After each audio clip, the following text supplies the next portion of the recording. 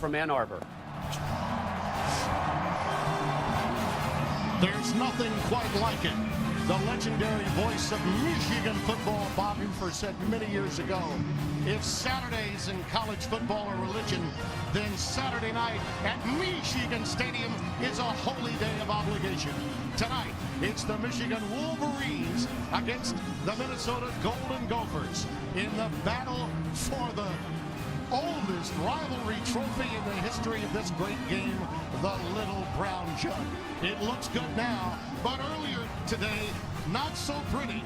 In fact, the teams didn't get much of a chance other than the specialists to come on the field before the lightning that caused the 3-hour postponement in East Lansing finally came south to Ann Arbor. And yes, hail did come from the air in this stadium that when it rocks so much that pine cones off of trees will fall 50 miles away. So said Keith Jackson back in the day.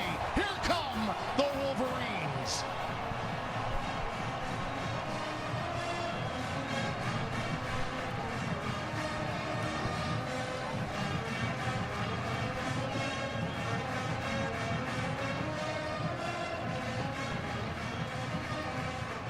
So honored to be here for the very first time in my career. I know, Spencer, you feel the same way. Holly Saunders will join us shortly.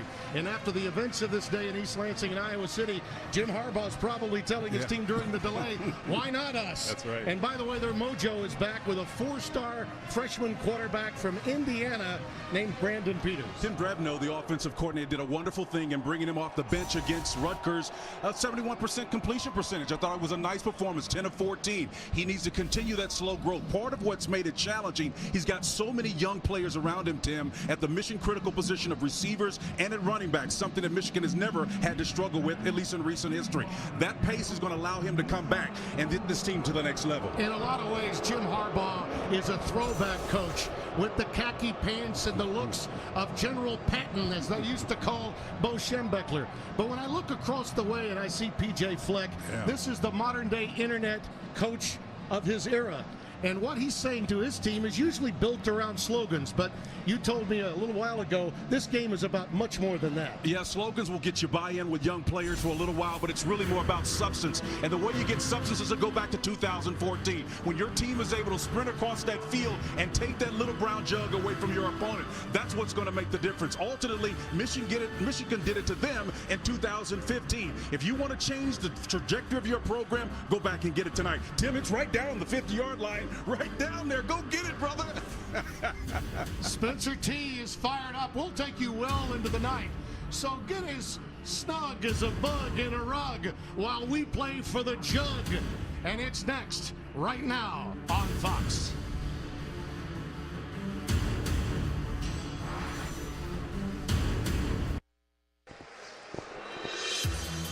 Originally named the Michigan Jug, purchased by the Wolverines in 1903. It was forgotten after the game versus the Gophers. Minnesota said to Michigan, so you want it back? Come win it back. And a rivalry was born. And as this 100,000 strong on a wet, cool evening in November come a-calling for this great game, our Holly Saunders is downstairs, who talks about the first time ever for one P.J. Fleck in this storied building. That's exactly right, Tim. It might be a little surprising for a Midwest man like P.J. Fleck. Tonight is the first night ever that he has been to the Big House. And he and his wife Heather spent a little time before the game, long before game time actually, just tossing the football back and forth, taking it all in. And to help his young team with this environment, the Gophers tried to simulate the noise by blasting the Michigan Fight song all week long of practice. And now, Tim, they also have the elements to contend with. So we'll see if this young Gopher team can step up to the challenge. Yeah, when you think about it, too, Holly, having coached at Western Michigan, had a team that went undefeated all the way to the Cotton Bowl a year ago, he certainly knew about this building. He grew up around it. As you see the series history, dominated, obviously, by Michigan. This oldest trophy in college football, though, still matters deeply to both of these programs. Jim Harbaugh, so successful everywhere he's been, now in his third season, looking for another 10-win year. And given what happened earlier today, suddenly Michigan could say, well, we've got all of it in front of us right now. We've got to play Wisconsin in a couple of weeks. We've got the battle with Ohio State to close out the season come Thanksgiving weekend. So they're right back in this thing within their division. They won the toss, have deferred, and Minnesota will receive. Tim, they've got to see this as a huge opportunity. And talking to Jim Harbaugh, he gave us the sense that the crowd is tough out here, treating them more like a 2-6 team as opposed to a 6-2 team. Again, with what happened today as the backdrop, you got to be walking a little bit straighter. There's another opportunity on the platform. Yeah, well, as the Hall of Famer Dan Deerdorf told us when we did our preview a little earlier, a longtime colleague of ours and former Monday Night Football commentator, in addition to being a great player here at Michigan for Bo Schembechler back in the day, he said 6-2 is good at most places. Not here, boy. Not at Michigan. He looked good, though, too, didn't he? Yes, he did. So great to see him. He's in the booth right next to us, and it was marvelous to finally meet his wife. That is James Fogue, 31, who handles the kickoff chores for the Wolverines. Rodney Smith is back deep in safety number 1, the junior. And we're underway at the big house. Smith from the 1. Down at the 16-yard line. And let's quickly get Spencer Tillman's takes for Minnesota. It's going to be simple for Minnesota. They got to put a premium on execution. No drop balls like last week against Iowa. That poor execution really put them behind the chains a lot, and a disadvantage in the time of possession. It hurt them, especially in the fourth quarter. Ultimately, you know what Michigan's going to do. They're going to sit there and come after you time and time again. So Denny Croft has got to be able to deal with that pressure in such a way that he can move the ball down the field. Fourth start for Croft. Got it going early in the season, then was suspended indefinitely, returned. They were very happy with his performance. A lot of drops in that game with Iowa last week. Minnesota was still in it. Rodney Smith, the lone setback, out of the shotgun, and he keeps it on the read. And Khalid Hudson, number 7, out of that Viper position at linebacker, making the tackle. And listen, Croft is one of these kids, when you look at him, the size is there, 6'5", 205, sophomore from Rockford, Illinois. Sacked a number of times in his first road outing a week ago. But again, he didn't get much help from his receivers. He didn't get help much from the receivers. And again, the running backs have got to step up. If you got a quarterback that's struggling, the key position that you look for to kind of sad that will be the running back. Somebody's got to step up in a big way tonight. McCrary is in the backfield right now, number 22. And they go sweep with Rodney Smith on the jet sweep. And he's out to almost the 20-yard line. Hard to get wide on this very fast Michigan defense. David Long, the sophomore from Los Angeles, California, Loyola High School, making the tackle. Well, you see the third down story, how good this Michigan defense is at getting off the field. Well, Don Brown is going to make it so tough on you again because of the speed. You saw Hudson again make that play, push to the boundary. He plays, as you said, that Viper position made popular by Jabril Peppers. Again, look for that guy to show up a lot tonight. Third down and 7. Tyler Johnson is the wide receiver they target most often, number 6, at the top of your screen. They go looking on the slant, and there's Philip Howard. And Howard's got a first down out to the 45, beyond the 45 to the 46. Tyree Kennel, 23, the junior from Huber Heights, Ohio, with the stop. Josh Metellus is playing in that slot position. He's the one that got beat on the inside. When you talk about turning that into like a skinny post route, nice job of the delivery from Croft. Better job of seating that and pushing it up the field against that soft coverage. Expect the pressure in response to that. 25 yards the pickup. Rodney Smith remains the setback. The tight end, Wozniak, is in a slot left. Now it comes in motion. Smith trying to make a change of direction, but Hudson was right there again to make the tackle, number 7. He's going to be there frequently, Tim. Again, they give him the latitude in that Viper position to move around a little bit. He's kind of like Jadeveon Clowney for you guys that followed on that next level. They give him the latitude, and all those other guys, because they're so active, have to make sure the run fits are taken care of so that the basics of the integrity of the defense is in shape. But believe me, he has free rounds to go wherever he needs to go. Number 1 defense in third down efficiency. Number 4 overall, Don Brown's D. 2nd and 10. This is where they've struggled all year long. 2nd and long, 3rd and long. And we've got, I believe, a timeout taken by Minnesota. Timeout, Minnesota, their first. 12:26 remaining here in the first quarter. We'll take a breath. You should too.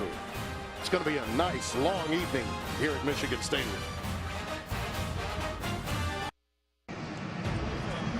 Take a look now at the current Big Ten standings presented by Discover. Oh, how things have changed.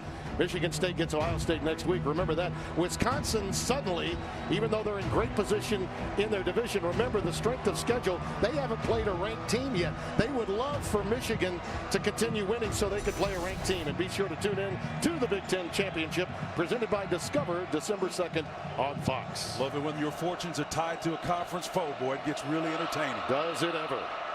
On second down, Croft swings it out to Rodney Smith. Good cutback. Now he heads for the boundary. Lowers the shoulder. They'll rule him out of bounds at the 47-yard line. So a gain of 8. Like what Minnesota's doing right now, trying to take advantage of the speed of Don Brown's stop unit to work against him. That's one of the ways you do it. Getting the ball out on the perimeter to your running backs on a little swing pass. Nice job. Minnesota 40 of 112 this season on third down. That's 36%. Don Brown's defense holds its opponents to 22% efficiency. Something's got to give here. Wozniak is the tight end, split to the left. And he looked for him. The ball is tipped into the air by Maurice Hurst Jr. Mo is a load. This young man is second in tackles for losses, and his big mitts got up there that time. He's only 6'2", but he's about 208 pounds, and he's got a long wing span. You can watch him, number 73, right here. Watch him get that hand up. You talk about affecting the quarterback. If you can't get a big enough push, you can always get that mid up in the air and cause some damage and deflect that pass. Tremendous job. Ryan Santoso will punt it away. Donovan Peoples-Jones is back deep in safety. Peoples-Jones with a fair catch, called for and taken at the 17-yard line. So the Wolverines come out after the 25-yard boot.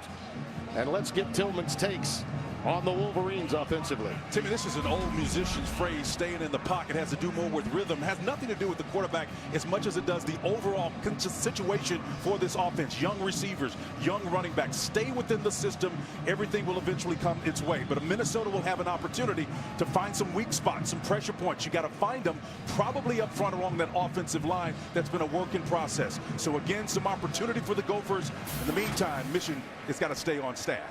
How does the freshman handle being a starter for the very first time? Both teams first possession from their after the 47-yard opportunity. And there's this out pattern. It's taken in by Peoples-Jones, and the wide receiver gets it out for 8 yards. It'll be second down and 2. Yende, that far corner on that side, is going to have to get a little bit more snug coverage out there, better than that. Well, both teams beginning their drives from their 17-yard line. We'll see if, in fact, Michigan can get something accomplished on this very first drive. A young man that went 10 of 14 for 124, protected the ball, no interceptions, and was not sacked in the game. And this building shook in a manner that it simply hadn't all season long when he came onto the field last week. Ron Higdon.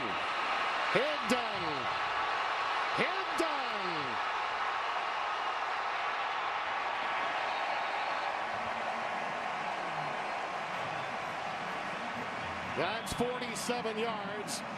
Jonathan Celestine finally made the tackle. He ran around and through people. He really did. That was number 74, Big Ben Bretson, who he's running behind. They gave him a tremendous job of nice sealing that corner. You can see the vision is outstanding there. More importantly, he finished it out just like a Michigan man. That ball seated in the proper hand, and just lay your head back, big fella, go get the yards. He does. That's nice running. First down from the 28-yard line of Minnesota. Chris Evans comes in for Higdon. Bootleg action, looking for the tight end, and dumps it underneath to yet another tight end. That's Sean McCune, 84. He wanted to get the ball to Zach Gentry, 83, who was further downfield. He was well covered. McCune had 3 catches for 31 yards against Rutgers, and again, that was a game where they matched up extremely well. But any Jim Harbaugh coach teams has had outstanding tight end play. Look for them to continue to work to their tight end tonight. They've got more tight ends than most teams have defensive backs. Evans remains in the backfield on 2nd and 6, and he'll take it off the left side inside the 20 to the 19. He'll be about a yard away from a first down. Jonathan Celestine, the senior from Jonesboro, Georgia, making the tackle. double-digit tackle games, including a career-high 15 against Maryland, a game that you and I had earlier this year. You'll see Celestine back there along with Thomas Barber, number 41. Leads his team in tackles last week against Iowa at 12 of them, 1 for a loss and 1 quarterback hurry. Khalid Hill is coming to the game, and it is Hill that gets the carry. Had a touchdown run last week. You see him keeping it alive. He'll line up as an H-back or fullback. He may be shy of the first down. Oh, I think he got a good right foot mark, and he's got the first down. By a smidge, by the nose of the football. This is Michigan football at its finest right here. This is what Jim Harbaugh wants to do. Control the line of scrimmage, play power football downhill. And again, it doesn't matter. It's about us beating your guys up front. To get a foot, get a yard, push them, do whatever you need to. Just move the chains. Kugler, Bredesen, Ruiz, who's in the game for Onwenu, who's out with an injury. Nice ISO. And here goes Higdon again. Pushed back at the 15-yard line by Celestine. We'll call his name quite a bit tonight. Celestine does a nice job of filling that hole, but again, he fills it, but the counter step, and the ball's going to come back here, but watch Celestine feel this spot significantly. Got his head squat. The low man tends to win in those situations. He even got down on his knees, playing the leverage games in the hole against this stout running team of Michigan. Ball at the 16-yard line with Karan Higdon, the lone setback. See how tight they are with that double tight end look. Bootleg action again. Peters launches it. He's got it. Down to the 1. It's Eddie McDoon. The sophomore from Winter Garden, Florida. They're going to say a marker is down. We'll have to check it out. They'll sort this out, but it was excellent execution. Allende, the field corner. Ineligible receiver downfield. Offense, number 76. 5-yard penalty.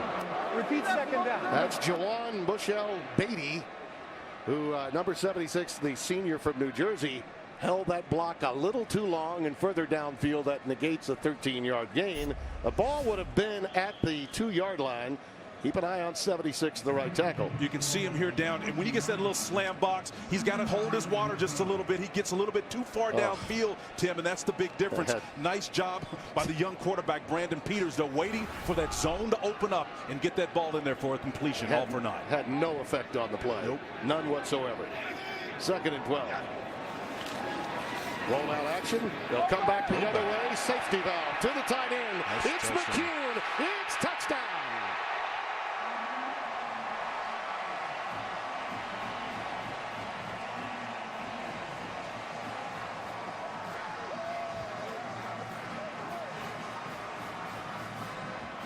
I think it was 3 plays ago we talked about the use of the tight end. Look for them. The action is going to flow this way, and then they'll come back eventually this direction here. It's all about getting these guys to flow and then sell it. That flow, create the linebacker flow, and then you got an off guard and a tackle out there, the convoy. All you need to do is get behind it and hit your head on the goalpost. Outstanding execution, better finish. Quinn Nordine with the extra point. Sort of squibbed that one through. Wasn't artistic, but it was effective. Sounds like McCune, spells like McKeon. All things together, it's his first touchdown catch of the year. Brandon Peters is loving it, and so is Coach Jim. Fox College Football is sponsored by State Farm, here to help life go right. And by Dr. Pepper, the one fans crave. Now, last week in his first drive, as you look at some of the history and tradition of the Little Brown Jug, this young man, Peters, in his first ever opportunity as a starter, in his first drive, coming in the second quarter last week, went 4 for 4. This drive, he was 3 for 3. His second touchdown pass, also his longest completion all season, 20 yards, in finding McCune. Jim certainly built quite a reputation for developing quarterbacks, and he says it's going to take about 1.5 to 2 years to fully get him ready, and he's brought him along quite nicely, I think, at the right pace to have success. Now, that was Michigan's 6th touchdown pass of the season, so there haven't been many of them. Spade had 3, Peters 2, and now the first for Peters after O'Korn had a couple himself. So Rodney Smith decides to allow for the touchback, and it's 1st and 10 coming up now for Minnesota. The Golden Gophers had their chances a week ago. They got some good field position on one quick slant pattern. Spencer, it's not as if they've got a lot of guys that you have to respect to go deep on you. But what can they do to keep their defense off the field? Well, I think they're kind of doing it right now. It's been a hallmark of PJ Fleck's team. Play clean, no mistakes, no penalties, and that way they mitigate the opportunity to get blown out. They'll play you tough, as they did with Iowa last week, who had a fantastic performance today in their upset win. Boy, how about Ferentz' son, the offensive coordinator? I don't think anybody saw that particular number coming up from the Hawkeyes. Over the middle again, he finds Howard. Philip Howard, the go-to guy, at least early for Demery Croft. 16 yards of first down, out to the 41. Noah Furbush was the linebacker who dropped back in coverage. You can see him. He'll drop back here, and that pass got right underneath him. You can see he's got nosy, poor eye discipline. He's got to drop back in that deep third. You got the Viper coming down the field. That's a great opportunity for the receiver and the quarterback to be on the same page. That was a huge play for Minnesota. Second reception for Howard for 41 yards here in the early going. Croft keeping that one ahead to the 43-yard line, or Rodney Smith, I beg your pardon, taking it ahead to the 43-yard line. Croft, by the way, is going to turn to Rodney Smith a lot tonight. He's going to get a lot of carries because it appears they're going to be without Shannon Brooks a good bit of this night. They're going to need all hands on deck, and that play once again to put a book in, and it was so important because now they can put Michigan in those run conflict situations where Don can always pin his ear back and come to blitz. He's got to respect their ability to pass. Second down and 8.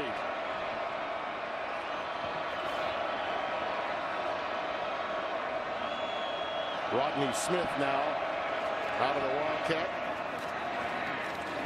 and he keeps it ahead to the 45-yard line. So Croft, as you see, goes off the position, and they sneak in Smith to run Wildcat, and he gets it to the 45. That's what he did a week ago, and they needed all those yards to stay within reach of Iowa. Look back on it now, given the way the Hawkeyes buried the Buckeyes, that was a pretty good performance for Minnesota. Very solid performance. If they can get 80, 90, 100 yards on the ground, they can make this a very compelling and interesting game because they too can eat up time on the clock like Michigan can if they move the chain. McCrary is back in, the senior, junior college transfer, number 22. Stays in for protection. Croft. Nice footwork. Flushed. He can run it. He's got good feet, and he's got a first down and takes the dive at the 47-yard line of Michigan. Well, the footwork was excellent. The protection was even better. It was what he does inside the box. The protection is going to be great, but just watch his little shiver move inside. Once he feels the pressure from the outside, he steps up in the pocket, doesn't get too far outside on the wings, understands that the straightest distance to a point, and PJ says approval on that one, is the straight line. He did a fantastic job of navigating that space in between the tackles. By the way, thumbs up with PJ is elite, just so you know. It's how's your day going, PJ? It's elite. It's elite, yeah. He's one of the great motivators of our game, man. He's a... I love the guy. And by the way, he is who he is. No ifs, ands, or buts. Timeout taken by Minnesota. They're second here in the first half. Minnesota, they're second. 5:09 remaining in the opening quarter here at the Big House. Culminating what has been a wild and wacky day and evening in the Big Ten. The very well-dressed and Jim Tressel protege. Also, Mike Nolan was another one of his heroes from San Francisco days. I eat difficult conversations for breakfast, and that is why I took this job. That's the story of my life. I have a crack on my shoulder, not a chip. I love this guy's attitude, man. He understands that courage is not the absence of fear, it's the acknowledgement of it, the willingness to move ahead anyway. He's great to listen to. Acknowledging Jim Tressel will not make him any friends here at Michigan. Rodney Smith again out of the Wildcat. That move is made just a little bit prior to the snap, a wrinkle we did not see in the Maryland game, where just seconds before the snap, he moves into the cat and Croft goes into a slot. We got Offside. a flag down. Defense, number 9. 5-yard penalty. First down. Mike McCray, team captain on defense. Senior out of Ohio is the guilty party there. They're already quick enough. They don't need to get any extra advantage, that defensive front. You know, the amazing thing about them too, Spencer, is they're not terribly deep. These guys play a lot of snaps, but because they're so good on third down, not as many as a lot of other teams. Yeah, Don has created a great environment where he actually almost shames them in coming out of the game. Rodney Smith again goes into the Wildcat. They're going to stay with this a bit. trying to drive home a point with the Wildcat maneuver. Nothing doing this time. Stopped at the line of scrimmage. Yeah, number 3, Rashawn Gary, that defensive end, is out there. He is a beast. He's the anchor for that front. And then, of course, we've already talked about Hurst and company. And you look at these plays for the last 4 weeks, what they've done with opponents, how limited the yards have come by. It has been tough because of them. And then, of course, with Rutgers, 47 yards there. Well, That's 47 plays. 47 plays yeah. means that you get off the field pretty quick. And you're allowed to play a lot longer as a frontline player. McCrary again in the backfield. And it's Philip Howard on the sweep. And he's got a first down to the 30. You notice the yards have come on misdirection plays or when they come across the formation. Again, it's a nice job of coming across the formation back. That motion allows them to get a numbers advantage on that half of the field. You can see they're trying to catch up. The numbers are just far enough away, and the motion is what allows that to happen. It's kind of a derivative of the old speed sweeps that we've seen popularized with Gus Malzahn, those cats at Auburn, but they're using it to their advantage despite not having elite athletes. After a gain of 12, it's first down. Scrimmaging at the 30 of Michigan with Rodney Smith in the backfield. And again, nothing doing as they continue to try to get something done against that interior. Khalid Hudson, the first to make contact, but he had plenty of help with those guys in the helmet. I've got to believe if it's 2 more years down the road, or maybe even next year, they take a shot against that formation with the free down on first down with single coverage to the outside. We know that Don is tough, but again, when he chooses to play man coverage across the board, there will be some opportunities to be made from the receiver point on the edges. McCrary back in the game. Number 22 is the setback. Lindgren also in at tight end. Flush from the pocket again. Demery Croft. He's got open spaces. And another first down inside the 20 at the 17. Tyree Kennel knocked him out of bounds.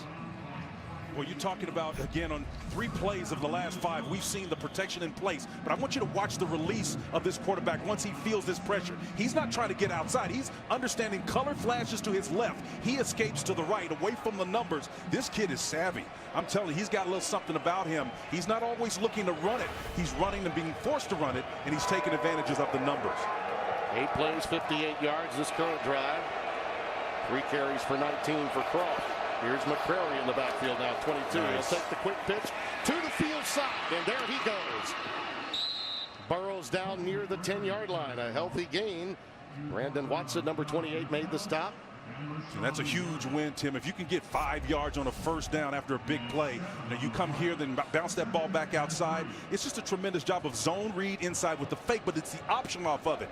Just a couple of steps to allow you to get up the field and get positive yards. Nice play design. Again, the bulk of Minnesota's yards are coming on play action type of way or those types of motions. He got 7 yards, so it's 2nd and 3. Tyler Johnson, number 6, down at the bottom of your screen. He's yet to catch a pass. And they go again, same play, other side. Rodney Smith in for the touchdown.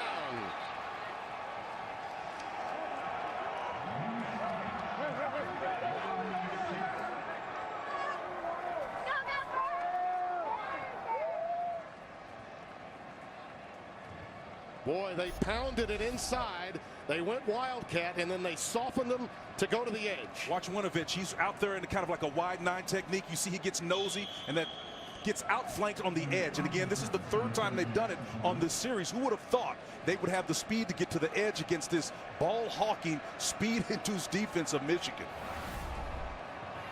Carpenter for the extra point. How about that for a lengthy drive and an answer? Nice. Golden Gophers with Demery Croft at the helm. And the Wildcat used, plus the option. To the field side. Roll that boat, says PJ. A 75-yard drive. Fox College Football is sponsored by Volkswagen. Why settle for an SUV when you can have an SUVW? Tim Brando along with Spencer Tillman, Holly Saunders on the sidelines. We're tied at 7. Smith with 7 carries, and including, if you take a look back at that run for the touchdown, and he barreled over a few people. The play selection says it all. 9 rushes, 1 pass. There were 2 ad-lib jobs by Demery Croft that were very big in keeping that drive alive, Spencer. And we certainly need to make note of that as Santoso gets ready to kick it away. The takeaway for me is they just drove 75 yards on a team that's ranked in the top 10 of the 8 of the 9 major statistical categories on defense. Here comes the freshman Embry Thomas, the Motor City youngster. Always a threat with that great speed of his. Gets it out to the 23-yard line. Let's get a quick game break in Los Angeles from Greg Wolf. Tim, thanks. We go to Tuscaloosa. Undefeated Alabama, #1 in the polls all season long, but debuted at #2 in the college football playoff rankings. Here's Bo Scarborough. 9-yard touchdown. Alabama 6 straight wins in this series against LSU. They lead it 14-0 second quarter. Tim, Spencer, back to you. I guess the reaction to being #2 playing a role for Nick Saban's club in the early going against the Bayou Bengals, a ranked team, by the way. That is a resume for Alabama with so many blowouts that it warranted them being #2 behind Georgia, who did win earlier today against South Carolina. Karan Higdon dots the I behind quarterback Brandon Peters. Quick 3-step drop, and he lets it go towards the sidelines to Donovan Peoples-Jones, and they'll rule it incomplete at the 42-yard line. That's what you see when you've got a young quarterback and young receivers on that deep out cut. That's an NFL-type throw. I mean, it's across the field 3/4 of the way, and Peoples-Jones has got to be able to make that play because he had soft coverage out there in the corner. Just a nice, simple out cut. Got to complete that. We have not had time to mention it, but the best time for a young quarterback to play the position is against a depleted secondary, and Minnesota is that. They've got a lot of injuries. It's a mash unit that P.J. Fleck's got back there. Could be playing 2 true freshmen before the night is over. Higdon, Karan Higdon, pick him up, put him down, touchdown, Michigan.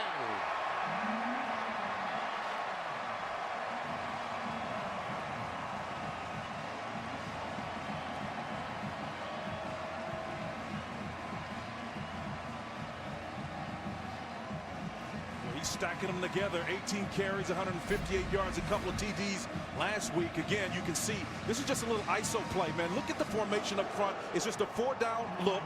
He comes back on the old counter trey, but it's blocked like power, and he just puts it in second gear. Immediately gets past that second level. Nobody's going to catch him. Boy, he's on fire. Look at the vision in the eyes, and he sits that ball properly. He's looking at that monitor up front, though. A kick no good by Nordine, and that is a rarity. So efficient through the course of this season. But the best all-around back, according to Jim Harbaugh, has been Karan Higdon. And that young man did a remarkable job. His career-long 77 yards. His previous was 59. Well, the thing about the blocking, when you see this guy do what he does, man, it's just you're going to get help from the outside. McEwen at that tight end position does his job. The inside interior line obviously does their job up front. Kugler and company. Cole on the outside, that left tackle. All of them do a fantastic job of clearing the path for him. And, boy, he just hit that one. That's outstanding Michigan-style football there. That's the longest play from scrimmage for the Wolverines this season. He's really picked it up these last few games.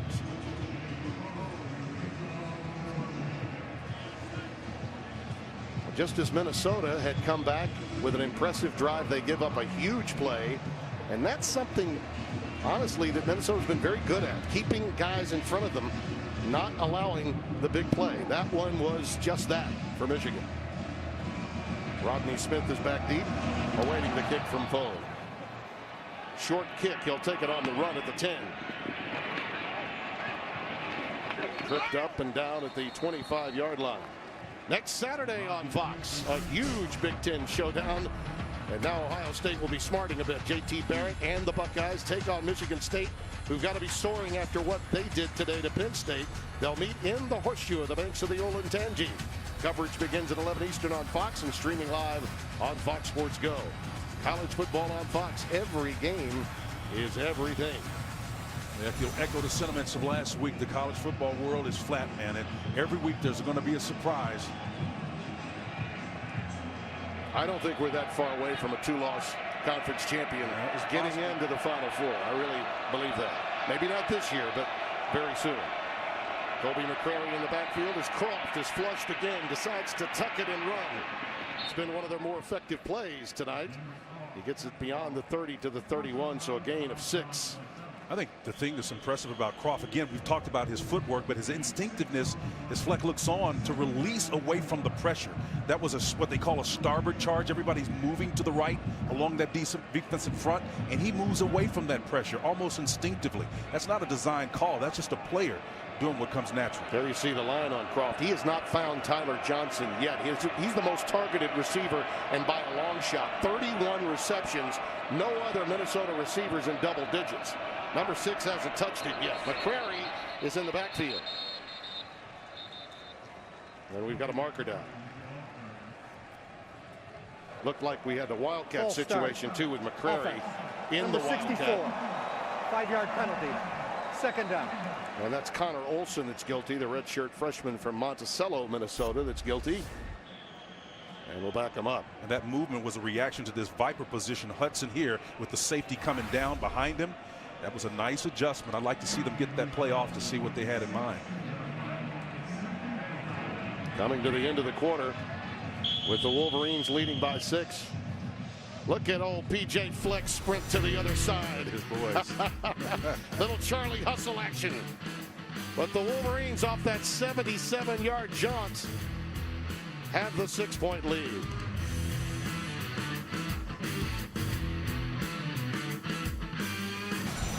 At the end of every quarter, your coaching combine numbers. Come on, coach. I don't think he knew we had the timer on him, but I would suggest to you that PJ would win most of those 40 times among his peers. He'd win the long ones too, because he's a marathoner, and the guy's got speed. He does. As we open play in the second quarter, Tim Brando along with Spencer Tillman and Holly Saunders. Second down and 9. Demry Croft coming off a marvelous drive, but it's McCrary again out of the Wildcat, and it's Khalid Hudson, number 7, meeting him head on. Let's get more on PJ, and I think those cruel shoes Holly knows about. Yeah, Tim, footing might be a problem for some tonight, but not for PJ Fleck, because we just saw him sprinting down the sidelines. He has some pretty cool kicks every week designed with a theme for each game, and this week they're the signature maroon and gold, but with the added feature on the back with the years that Minnesota has won the Little Brown Jug ending in 2014. Added motivation, Tim. Yeah, that's what it's about. It's not just slogans, it's themes. I love that term, Holly, and Spencer will speak to that in a moment about what the jug means to the millennial cohort. Smith in the backfield, and once again Croft, when he ad-libs, he's really good, but he's ushered out of bounds this time, well short of the first down by Mo Hurst. What speed number 73 has. He's athletic, and again, he showed some of that athleticism on that last play. And to top off the point that Holly was making, you know, PJ is always motivating his guys to go to that next level, and he does it not with just slogans, but it's really substance. I asked him how many of your guys knew exactly what the Little Brown Jug was about. He said about 20%. Oh, could have been. I don't know how he missed it. Khalid Hudson almost, in fact, I think he overran the punter. I mean, he literally overran the block. Wow. Santoso got it away. Watch how he overruns him. Got there too soon. 40-yard boot. All is well still in Minnesota. Oh, man. Fox College Football is sponsored by Discover Card, the official credit card of the Big Ten Conference, and by Kia. Hurry in during Kia's Light Up the Holiday sales event. Offer in soon. Khalid Hudson, you got a nice angle, brother. Come across that foot. Don't do the Batman and put those hands up in the air. Take it off the foot. Keep those hands extended and put it on the edge of the foot instead of putting them up in the air. That's why that ball went right between the wicket. Oh, my goodness. Spoken by a man who stayed in the NFL an additional 2 or 3 years for blocking field goals and punts. My friend Spencer Tillman. Karan Higdon in the backfield, who had that big jaunt a moment ago. Look at him go. Yards after contact. Another first down. He gets 11. His 77-yard jaunt, Michigan's longest run in 5 years. Duke McGee, the tackle. All about effort. You know, the ISO play that counters downhill. Watch the yards after the contact. 1, 2, 3. There's 7 additional yards after the initial contact. The eyes, he does a nice job of finding the vision where that void is. Boy, this kid right here is really talented. Not only does he have the ability to run away from you, he's tough between the tackles. He remains in the backfield, out of the I formation. Play fake. Off the edge, pressure, and it's Antonio Chenault. And this is a kid playing hurt. Young man from Roselle, Illinois. He has been elite, says his coach. That's a 9-yard loss. Well, you see Antonio coming off that edge. He's had a hamstring, and he's been dealing with that for a while, but no signs of it on that play. He comes unblocked off the edge, does a nice job of bringing down the quarterback and making a significant play that's going to inspire this defense. Higdon and Gentry checked out. And offensively, Donovan Peoples-Jones has come back in along with Chris Evans. There's that big offensive line. Huge. They're young, though. Very young. Anchored by the veteran Kugler. 57 at center. Here's Chris Evans. Up ahead to the 42-yard line. A quick game break now in Los Angeles. Greg Wolf. Tim, thanks. Number 10, Miami undefeated, but 6 teams with 1 loss ahead of them in the college football playoff rankings. Here's Travis Homer. He came into the season with more tackles than carries. He has shined since moving into the starting role. 64-yard touchdown. Canes lead number 13, Vautech 14-0 second quarter. Tim, Spencer, back to you.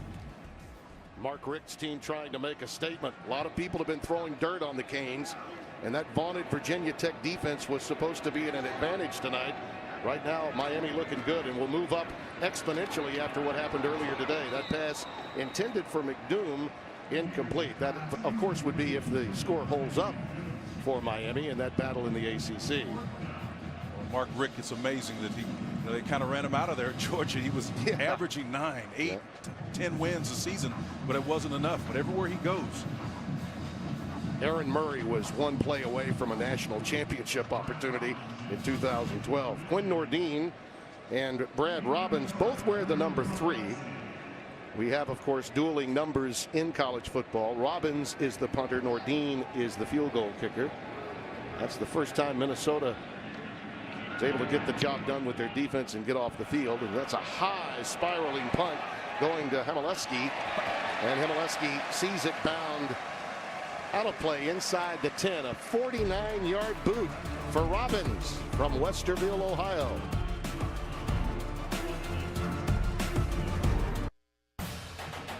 Fox College Football is sponsored by King's Hawaiian Foods.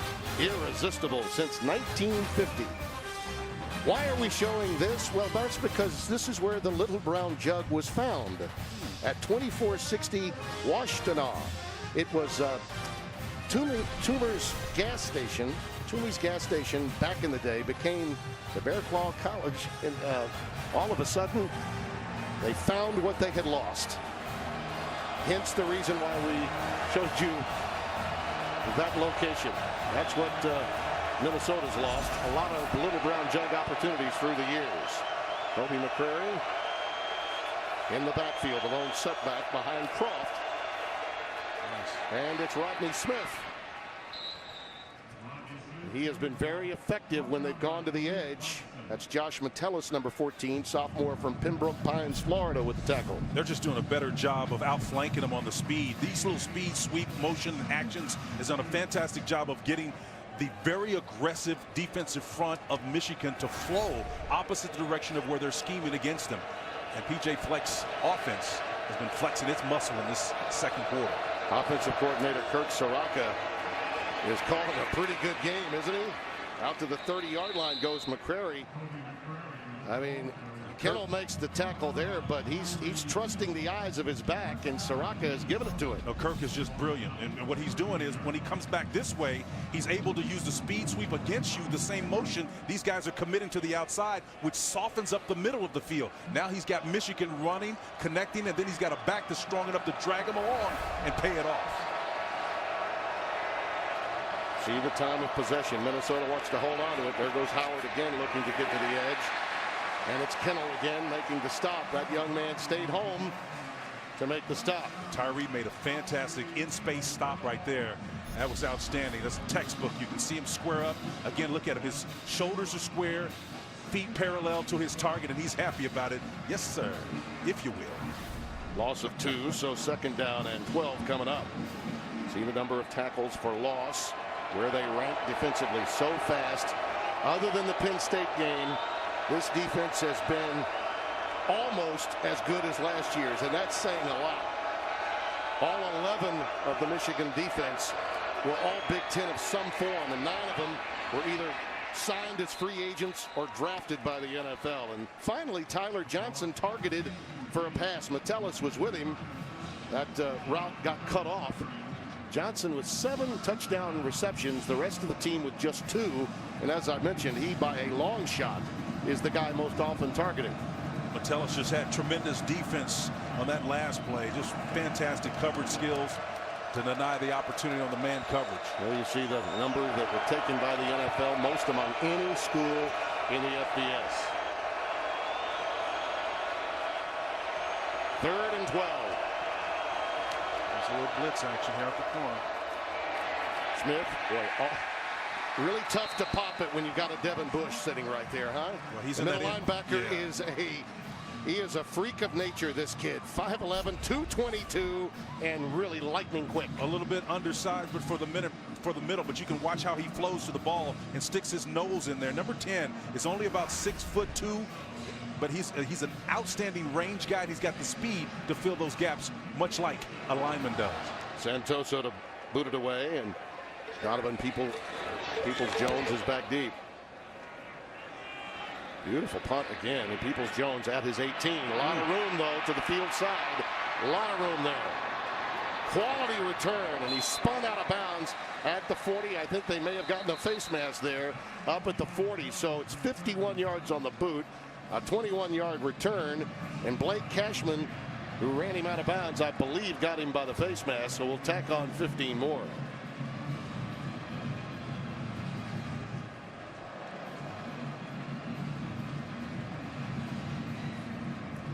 Daniel Capron is our referee. During the kick, holding. Receiving team number 25. Wow. The 10-yard penalty is enforced from the end of the kick. First down, Michigan. Well, that is a big break for Minnesota, and apparently no face mask on the other side. That's a big break because field position really swings on that call. And that will back Michigan up from the spot of the foul. Spencer, think about it. This is like a 35-yard, almost 40-yard penalty. It happens right in the middle. Number 25, the guilty party. Well, you can see, it's kind of tough to see it from this angle, but back here is where he's maybe hits him in the back, just outside of the frame of the picture. The back judge caught it, saw it, called it, and Jim's not happy about it. Still contesting it away from the ball, and you wonder if it has any impact, but that's a player safety issue there. That turns out to be a 32-yard penalty from the spot of the foul. Ron Higdon is the lone setback. Khalid Hill, number 80, the H-back. He's over into a slot and will block for Higdon. He gets it out to the 10. Gain of 1, 2nd and 9 coming up. I like the idea of being a little bit more aggressive when you got them backed up down here on defense. And again, I think Minnesota's in a great opportunity now after the penalty to back them up, be more aggressive, particularly on those early downs. It was enforced at the end of the kick. Therefore, the penalty bringing them all the way back inside their 10-yard line. This is where you challenge a Gary Moore, 19, that nose tackle, Stephen Richardson, the defensive tackle, 96. Those guys have got to play on the other side of the ball. Higdon. Boy, that quick pop has been there tonight, hasn't it? All the way out to the 22. He hits that line with authority. I just mentioned Richardson, and that was the gap that just came to. He's the defensive tackle, number 96, and they just ran straight up there. I mean, you look at the numbers, man, and him and the rest of the team, 154, everybody else 36. He's more than carrying his share. Kunle Ayinde, number 4, made that tackle. Here's an interesting formation. How about this? Tom Harmon out there somewhere? Yeah. That's window dressing. Yeah. We saw it last year, but again, it's just a little window dressing. Yeah, and it leads to a penalty flag or timeout. I beg your pardon. Prior to the snap, timeout, Minnesota. Their 3rd and final timeout of the half. At the very least, they got Minnesota to use their 3rd and final timeout. None left. Back during Big Ten Media Days, when asked about the freshman Brandon Peters, there was really only one critique by Jim Harbaugh. Take a listen to this. Probably there's one thing that's easy to do as a quarterback. Just take charge. Be loud. It's really easy. Be loud. Blue 80, blue 80. That's the easiest thing about being a quarterback to me. So yeah, just be louder, Brandon, please. He's a humble kid, you know, and he just said, I want you to be a little bit more assertive verbally, Spencer. Well, he was serious about it. Yes, Jim he was. brought in a diagram coach to work with him on his pronunciation. He was serious, man. I still think in a lot of ways Jim is quarterbacking the game himself through who he has out there. There's Chris Evans. He gets to the edge on the stretch and is going to be shoved out by Allende again. Kunle very busy out there, number 4. Evans, another one of those backs by committee among that group, along with Higdon, did a nice job of drawing in the defense and then bouncing it to the outside. A little bit of a change-up pitch there, if you will. This offense has been predicated on power and downhill and inside game early. Pretty effective what they're able to get done on the ground against the Minnesota defense that usually does a much better job against it. Evans was the starter at the beginning of the season, 18 yards there. Gets it again, bouncing off, tackler after tackler. Look out! Evans all the way, 60 yards, touchdown.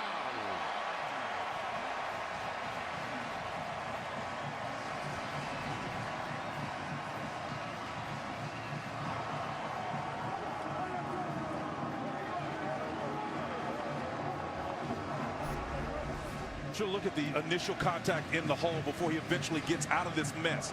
Again, the isolation play coming. Nice job of fitting him up against the games in the deal. Celestine and those guys in the middle get a nice hat on him, but he bounces it to the outside, and Evans shows you, hey, not only can I get to the edge, I'm a power runner, and I can convert quickly to speed and outrun everybody. No problem for Nordine this time.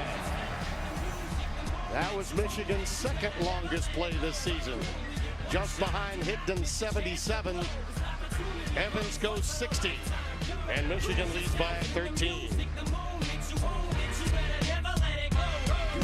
This Golden Gophers defense has only given up 264 in one game against Maryland. We saw earlier they've already given up 234 tonight. Yeah, but and we're not even to the break, Spencer. They're just running downhill. Chris Evans and Higdon really earned it. I mean, they showed you not only could they run with power, but they ran with speed. And then Kugler up front and center opened the hole for him. The left guard and the center combined did a tremendous job. I mean, up front, the execution is just outstanding.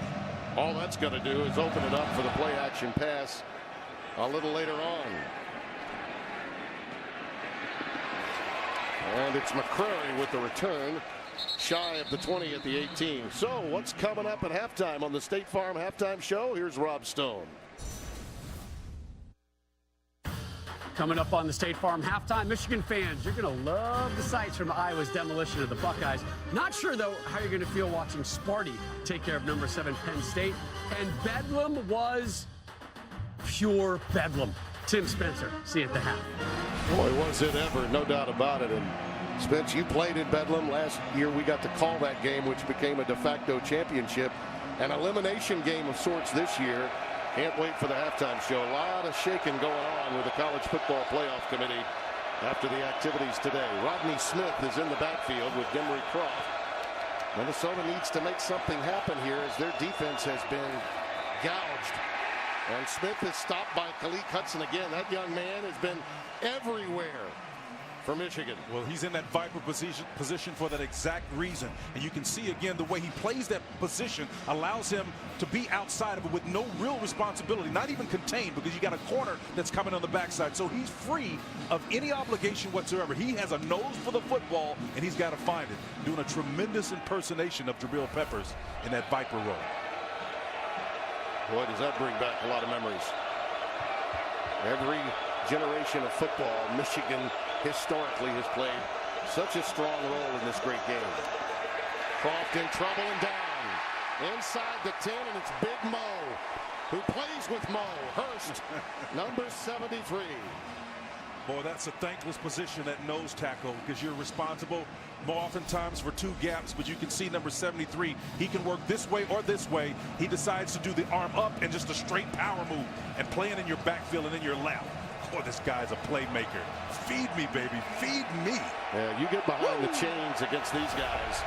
Hard for Minnesota to play from behind. And they are well behind, and now behind the chains as well. 3rd and 18. Howard in motion. He has 2 catches tonight. He'll get it on the jet sweep. And down at the 12. We got a marker down. Devin Bush made the tackle, number 10.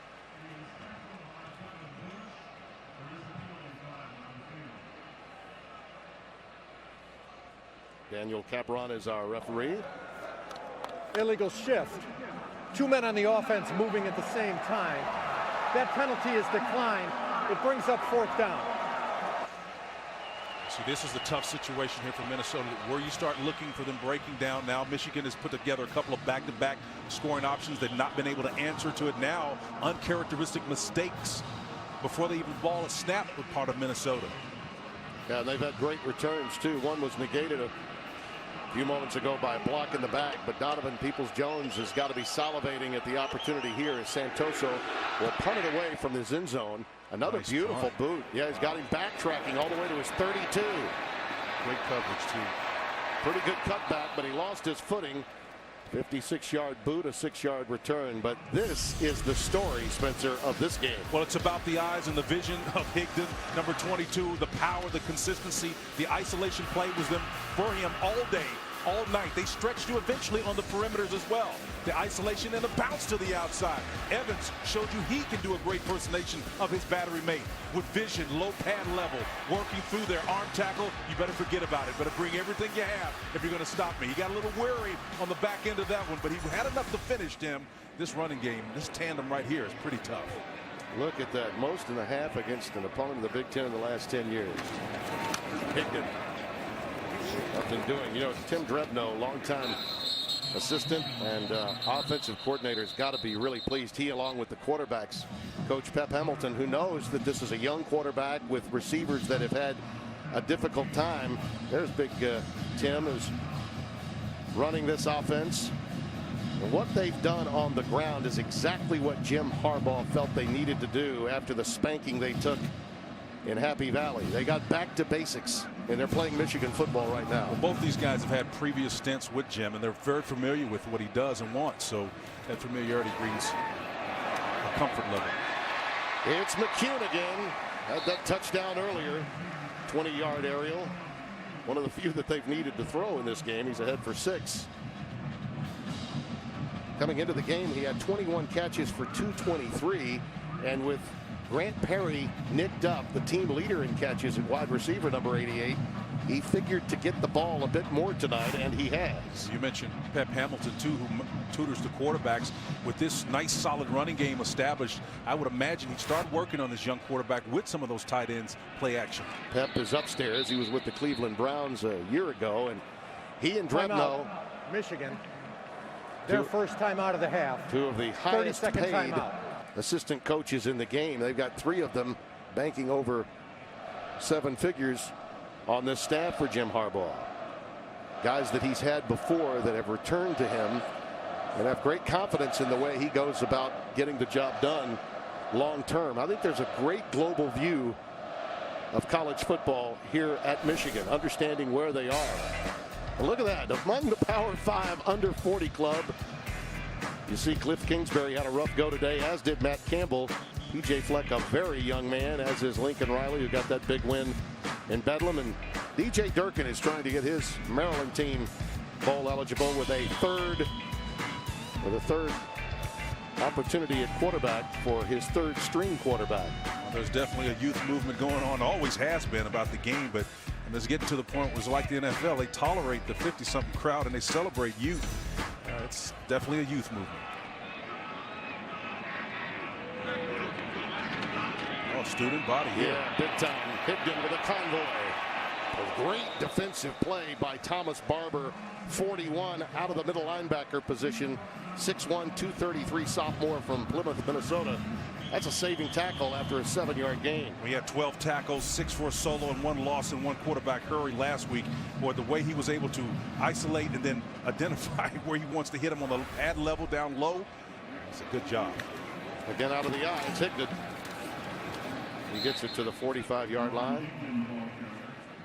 Barber is a a legacy at Minnesota, Robbinsdale Armstrong High School, a family full of Gophers. You see that a lot in the Big Ten. His brother played safety from 04 to 07. Yep. Everybody remembers Marion Barber III. Oh, yeah. Boy, oh, boy. The thing I like about him is he's so consistent. Double-digit tackles in the big games, Tim. Every Big Ten game this season, including 16 against Michigan State, this guy has been the epitome of what it means to be consistent. Evans, after getting a little rest from the 60-yard jump, takes off again. Wow. I mean, they are just absolutely carving apart Minnesota's left side. Gary Moore made the tackle, but Bredesen, Madison, Mason Cole, Kugler, all those guys just burying the opposition here. Well, you know, Tim, when the ball comes across that formation and you got three big old heavy guys out in front of you, it's hard not to get some positive yards. But again, a lot of these extra yards are coming after contact, not so much on that particular play. But Jackson and company in middle are heavy loads. But this Michigan front is able to move and create with these big linemen in space the kind of openness needed to get those big plays. They're playing a freshman, Cesar Ruiz, youngster out of New Jersey at right guard. He's holding up nicely as Evans takes it ahead for another 2 yards. Yeah, Ruiz, number 51. He's a young cat, but he's got that kind of passion and sense of purpose when he plays the game, and they're relying on him. Look at that, 111 yards. That's 18.5 per tote for Chris Evans. Big plays will do that to your box score at the end of the night. Higdon with 9 carries, 163, and he's back in the game. On 2nd and 8. Markers down as Higdon goes down at the 20-yard line. Blake Cashman, number 36, making the stop. Listen, this is a very big sequence for Minnesota's defense. Rob Smith, their defensive coordinator, has got to be thinking, we got to hold these guys right here. Personal foul. Illegal block below the waist. Offense, number 57. 15-yard penalty. 2nd down. Boy, this is on Kugler, who's a veteran Pennsylvania kid. His dad played professionally, and that's a rarity that you see him make a mistake. He's been a real anchor to this offensive line. You can see him coming in low down here, Tim, and he did. Yep, really tough spot. You got to get up above that waist there. That is a flag that Minnesota's defense frankly needed. I mean, they are in a very difficult spot here, Spencer, and to maintain contact with their offense, they need to shut Michigan down right here. At the very least, hold them to 3. 2nd and 23. Play action pass, incomplete. Looking for Shanley, 81. First time he's been targeted tonight. Great push up front, though, man. He took a hit because, again, that front was playing in his wheelhouse. You can see the pressure is going to come from the middle here, and then an inside charge and an inside move that got inside in his face as well. So Peters took a shot. He stood in there. Youngster from Plymouth, Michigan, Ann Arbor Gabriel Richard High School. Good target, 6'2", 192. First 3rd down and long in quite a while for Michigan offensively. Over the middle, that's Shanley.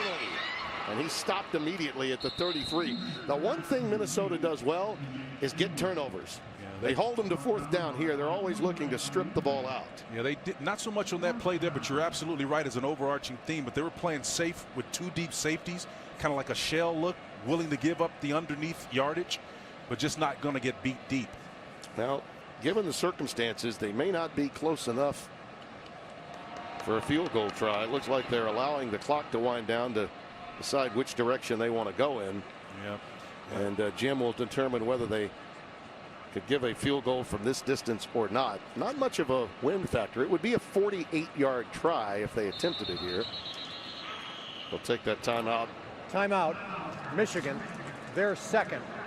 30-second timeout. Wonder if they've got something in their hip pocket that they want to throw it, if they think that maybe they don't want to go in that direction. But Nordine has been money from distance at a 55-yarder earlier. And coming up at halftime on the State Farm halftime report, Rob, Matt, Robert, and Dave Wanstad will bring you up to speed on what has been a long and affected by Mother Nature Saturday in November. Michigan State with that stunning win, the Bedlam thriller, and boy, it's pretty obvious the Buckeyes emotionally were spent after that comeback against Penn State at the shoe last week. Well, consistency is what you're looking for, and again, when that discussion is being made, it's obviously more of a moot point now with those 2 losses there. It's really tough. You've got to be able to acquit yourself well when you're playing these tough conference games, and then particularly off of the great performance you came off the prior week. Yep.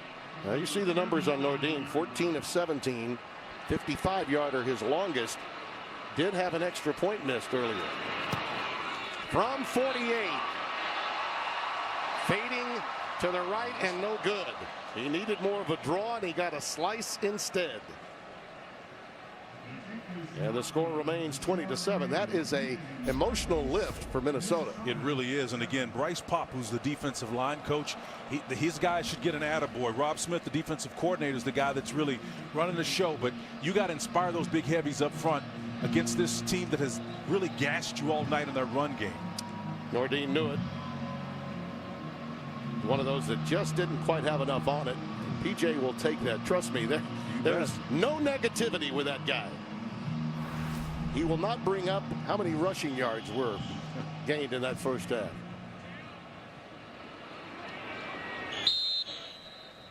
And Croft will take a knee, and we will come to the break. Our first visit here to the big house. It's been everything that I thought it would be. Yeah. If history is the currency of our game, then you have to have it as a bucket list. You got to be at Michigan Stadium. It's halftime in Ann Arbor, and let's get to Rob Stone in Los Angeles. It's the State Farm Halftime Show.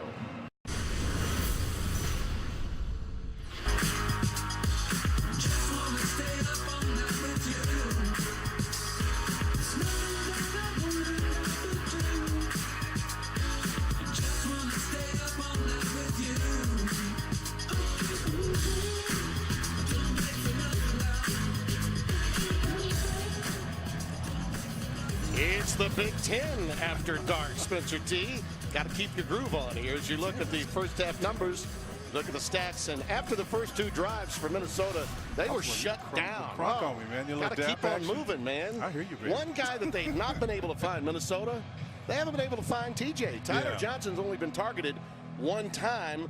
And they're going to have to do something to find number 6 in the second half. Well, he's been facing press coverage all night, and that's really been the big challenge again, whether it was David Long, number 22, or whoever they put on him. It didn't really matter.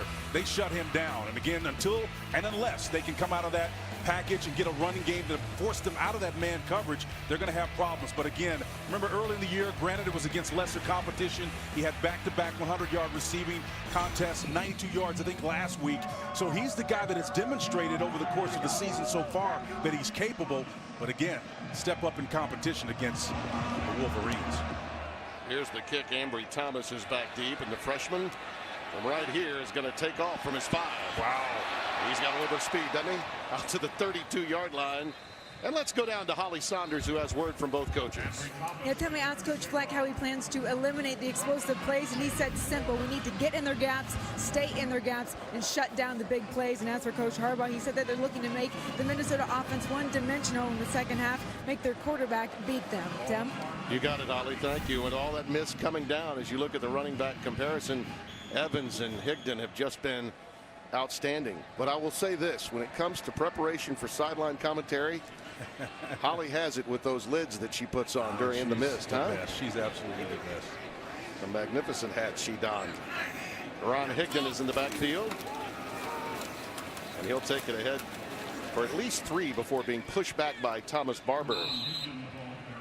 Look at that. First time with 2 rushes over 100+ yards each in back-to-back games since think of that. That's Lytle, I believe, and Gordon Bell. You're going back Rob Lytle. Near the guys that Butch Woolfolk and some of those old guys that played back in the day, man. Rob was a Michigan man back in the day.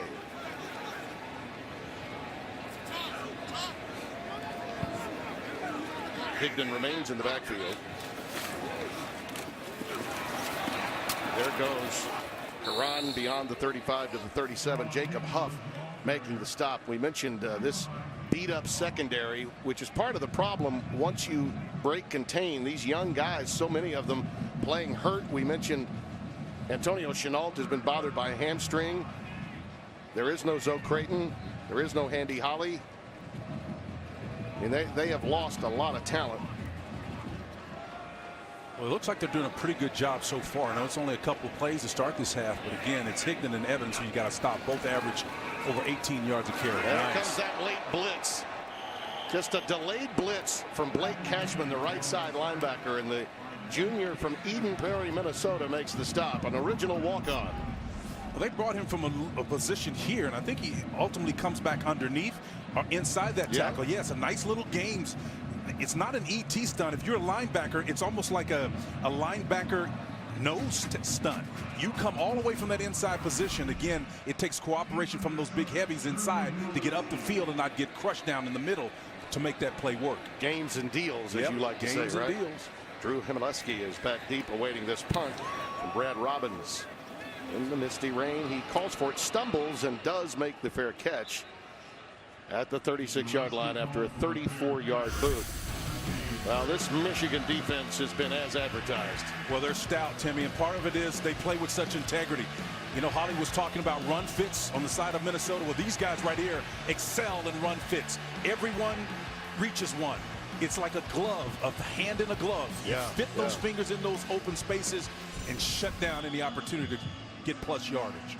Don Brown spent all those years in his formative stages with Carm Koza at Yale. Came over from Boston College where he had an elite defense there, coaching those dudes of Steve Adazio. And Croft again flush from the pocket, looking for Rashad Still, number 88, incomplete, and marker down. Yes. Daniel Capron is our referee, and he'll tell us about it. Personal foul. Hands to the face. Defense, number 3. 15-yard penalty. First down. Well, that's a big one on Rashawn Gary. I was talking to Dan Deerdorf, who handles the radio broadcast and stopped by and saw us earlier, Spencer. He said the thing about what's happening here with Gary and a few of these other guys, they have really been able to go into the state of New Jersey and get a lot of talent. And if you look around the global recruiting that's taking place here at Michigan, I mean, they've got players from really all across the country. And Rashawn is from Paramus, New Jersey, again. Not necessarily known as a hub of football players, but he sure is one of the great ones that they produce. Yep. Smith is stopped behind the line of scrimmage. Remember how effective that play was in their first 2 drives? McCrary and Winovich, 15 and 9, collaborate. They have snuffed out that play since. Yeah, they stuffed it out, and Winovich did a nice job of doing his job and clearing, but the little dance afterwards, he kind of rose the boat himself. Shows that Wolverines can do the same thing, and he gets up and do a little dance after that. Look at him, row the boat.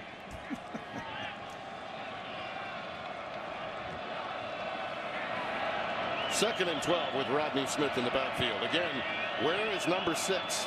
He's down at the bottom of your screen. Can they find Tyler Johnson? Croft under duress.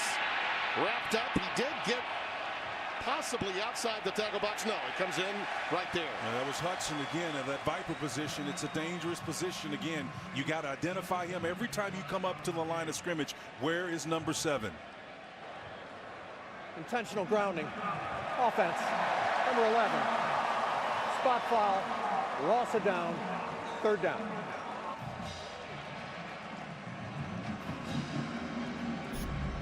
He tried to get outside the tackle box, but really didn't. Yeah, there's the Viper. See, he's no responsibility. Again, you're fronting him. If there's anybody the quarterback has got to be responsible for, particularly if he's facing the threat, that's his guy. You got to make him miss. It's tough to do with Hudson. Turns into a 17-yard penalty, and it's 3rd and forever. McCrary in the backfield. You see the number of penalties there. Just the 2nd against Minnesota. Least penalized team in the country coming in. Double gap pressure here. No time. Off the edge. Down he goes. It started with McCray, number 9, but he had a lot of Wolverine help. They move these guys around so much. He's typically the will linebacker. But as you said, number 9, he gets the chance to go here or here. He can come wherever there isn't a body to prevent him from doing it. He surveys it. He decides to come to that near side gap. He's eyeing, playing a spy technique. And then when his battery mates come down and collude, he gets in on the party. 4th and 35. So they went backward after they had initially gotten the first down off a penalty. Santoso boots it away. He's done a marvelous job tonight. He really has. Backtracking again, Donovan Peoples-Jones along that sideline, and great coverage by Minnesota. Excellent coverage. 49-yard boot by Santoso. From a defensive standpoint, Jim Harbaugh very pleased with what Don Brown has accomplished. Get out of there after 3. Fox College Football is sponsored by T-Mobile, America's best unlimited network, and by Duluth Trading, tough, ingenious workwear designed and tested by tradesmen. 100,000 plus on hand as you take a look at Minnesota's circumstances, what they've been able to do defensively through this season. They're number 2 in takeaways. Turnover margin has been for them throughout this year. And when you talk to their coordinator, Rob Smith, he would tell you that in a heartbeat, they need this. The light show is out. Well, the stories about those rushing yards that they were giving up came in at 132 per. They'd given up nearly 270 by the half. Yeah. That's the story of this game. Well, they told us coming in, Rob Smith, the defensive coordinator, says, you know, we're concerned about having to commit so many to stopping the run that we might get into some trouble and give up some big plays. Well, their worst nightmares have come true tonight with those 60 and 77-yard jaunts that we've seen from Evans and Karan Higdon. Chenault was involved on that stop after a gain of 5. I'm actually surprised that Tim Drevno and Pep Hamilton hadn't really dialed up more in their throw game. I know that they're working in breaking in their quarterback, first-time starter at home in the big house. But again, when you establish that type of rushing attack, it just begs. The numbers are inside, trying to stop it. There's going to be some opportunities on the perimeter. Zach Gentry, 83, is an outstanding tight end. They've not been able to get to him tonight either. They go jet sweep with McDoom. You hear the crowd with McDoom on unison as he stopped at the 27, 28-yard line. Blake Cashman and Kunye Allende collaborate on the stop. Well, he's got a nice job of, trying to make a guy miss. Spin move, stumble, fumble, fall drill with that left hand. That's great skill set there. He, along with number 4, Nico Collins, has usually been used in the return game. And the Donovan Peoples-Jones, those are some young, gifted guys trying to work into this offensive scheme. Well, look at that difference in rushing yards, 270 to 54. Now, Michigan, if you're thinking about their best of the year, was against Rutgers last week, 334. Already 270 tonight. Out of the pocket once again, a breakdown and protection, and Merrick Jackson, 93, the senior junior college transfer from Iowa Western, with the 3rd Minnesota sack. Officials timeout for an injured player. Big Merrick is from East Jackson, and get in my belly. He wants that, man. He comes hell-bent for election in there. Number 93 just says, hey, you look at this, man, his heavy. Watch him come underneath here. It's a game. He actually comes back around and eventually back underneath. He fooled him, the old okey-doke, from that defensive tackle position, usually anchored by Gary Moore. But Merrick says, I can do it, baby. Well, that's a big-time player right there. Well, they quickly got out to take a look at Peters, and he let them know in no short order that he was okay and no need for concussion protocol.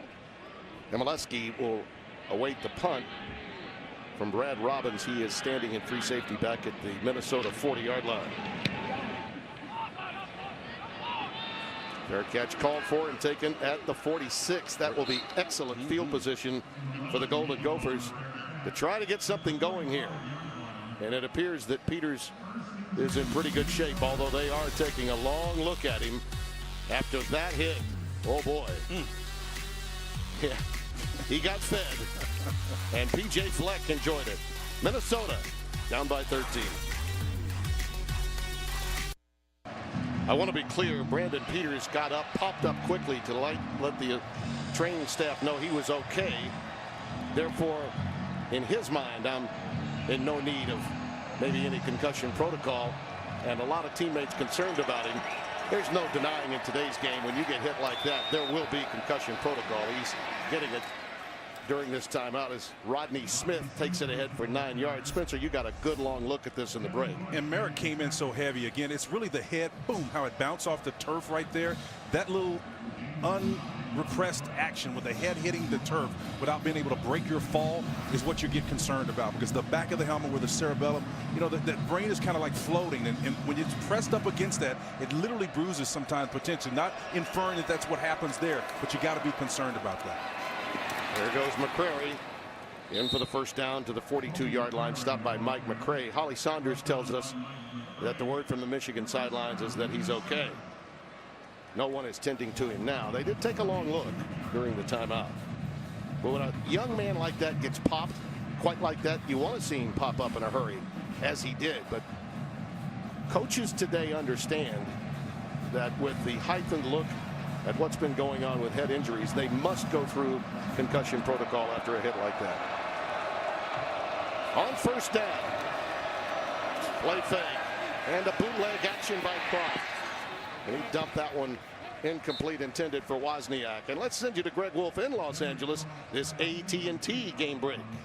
Tim, thanks. We go to Tuscaloosa, number 2, Alabama. They have trailed for a total of 2 minutes, 26 seconds all season. They have not trailed tonight against number 19 LSU. Jalen Hurts, 3-yard touchdown run. Tide lead 21-10 late third quarter. Tim, Spencer, back to you.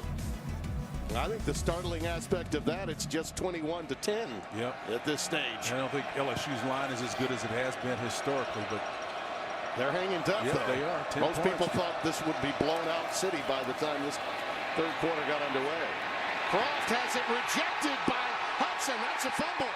And Michigan's got it. Winovich on top of it. Number 15 off the assist from Khalid Hudson. The Viper has been a Viper and then some. He was not throwing. That's a fumble. Pitt Viper, the key is Hudson never gave up on it. He actually passed Croft, who did a nice job of, as he has all night, stepping up in the pocket and avoiding the initial rush. But again, Hudson turned back around, never giving up on the play, and was able to get that ball out before the hand came forward. Just a brilliant job of tenaciousness, just like a Wolverine. Number 7, the Viper, comes back. Again, you can see the pressure. He comes here and then initially gets past it because of the nice footwork. But again, gets back on his horse and goes after the quarterback because it's a tremendous job of stick-to-itiveness. So it's first down. They scrimmage from the 46. That pass is incomplete. That, by the way, is the third forced fumble, first recovery for him, for Winovich. He's been very involved in those plays, as has Khalid Hudson defensively. Khalid Hill, the intended receiver there, and you see Peters is back on the field. And that ball looked like it had a string on the end of it, though. Again, it did. That's why you want to be concerned, guys. There have been protection breakdowns by Michigan in the passing game. And they've been so great at running downhill. Why stop? Ron Higdon takes it down near the 30. Duke McGee and Jacob Huff. Safeties are having to make a lot of tackles tonight for Minnesota. You were right on point with that when you called it. Again, they came right back, showing you that versatility to read with the vision, and then the power to lower that helmet and then finish off Jacob Huff. Better anchor down before you get that guy. 13 carries, 188 yards for Higdon. And Chris Evans has come back into the game. They're doing all this tonight without Kareem Walker. Haven't called Ty Ezek's name. A little nicked up. Stretch play with Evans. They're getting 6-7 yards a tote against this Minnesota defense with its issues in its back end, yes. But Spencer, you got to say that this is a salty front seven that usually plays very smart defensively. This Minnesota team. Yeah, right now Minnesota's kind of guessing wrong. Blake, Cashman 36 had pressure coming from the opposite side of where Michigan was running. Michigan is kind of in their wheelhouse right now from a play selection standpoint. Kind of got a beat on where they want to run the football away from the best assets that Minnesota has in their stop unit.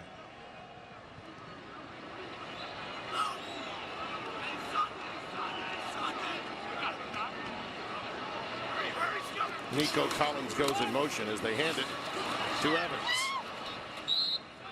And he is close to the first down yardage. Nice tackle by Allende coming up from that field corner position. Again, when you're playing the field corner, that what we're talking about is the wide side of the field. Usually there's a lot of water that's out there. So if you're number 4, Allende, you want to make sure that you are sound in the way that you tackle, because there's a lot of water or space outside of you because you're to the field, the wide side. Those guys tend to have a lot more athletic ability than the boundary corners. On 3rd and 2, it's Higdon again. And he's got a first down inside the 20 at the 18. Antonio Chenault takes him down. Chenault did a nice job on the boundary side, that short side, showing you some speed and burst despite that hamstring tweak he's been dealing with. Number 34 got on his high horse and made a play. You keep waiting for that moment because of the run, the play action pass. With this commitment to stopping the run for Minnesota, will it be there? And if so, who will get it? If they allow Peters to throw the ball. Higdon off the pitch to the wide side. Stopped at the 17 by McGee and Huff again. Gain of 3. 2nd and 7 coming up. It's a nice defensive effort. Again, the way they schematically tried to play that by getting Allende, number 4, to that wide side to not get outflanked. And everybody else is running and chasing behind him to fill it up. That was a nice, fluid defensive stop. As was the case at the end of the half, a very tough sequence for this Minnesota defense. They need to hold Michigan to 3, and that's it to stay in this game. Chris Evans remains the I-back. Nothing doing this time. Getting a little chippy in there. This is the evening. Yeah, moves on. That was Delata-Boudier, 46. Winston, young man out of Baltimore, the sophomore, got a little extracurricular activity in there with the Wolverines. No surprise that Thomas Barber, the inside linebacker, 41, was involved in that mix as well. He's awful stout, man, in that middle. 3rd down and 6, and Higdon's in the backfield. Again, Zach Gentry, 83. We've not called his name tonight. Shanley's got a couple of catches. They go flanked to the top of your screen along with Ambry Thomas, the speed merchant, up at the top. 4 wide. Nice. Back shoulder throw. He's got Peoples-Jones. It's 1st down and goal. How about that? Going 4 wide down here inside the red area and going to the opposite side. It's just an individual matchup here. An outside release, a nice timing route on the back shoulder. Does a nice job. The ball was on the way out, so that's pure timing. Yeah. Quarterbacks don't have to think a lot. They just step back 1, 2, 3, square your shoulders and deliver it. That receiver's breaking his cut, and he's presenting his numbers. They're working on the red shirt that they blew on the freshman Justice Harris there, number 26, who's been forced into duty. Higdon, Karan, Can, touchdown!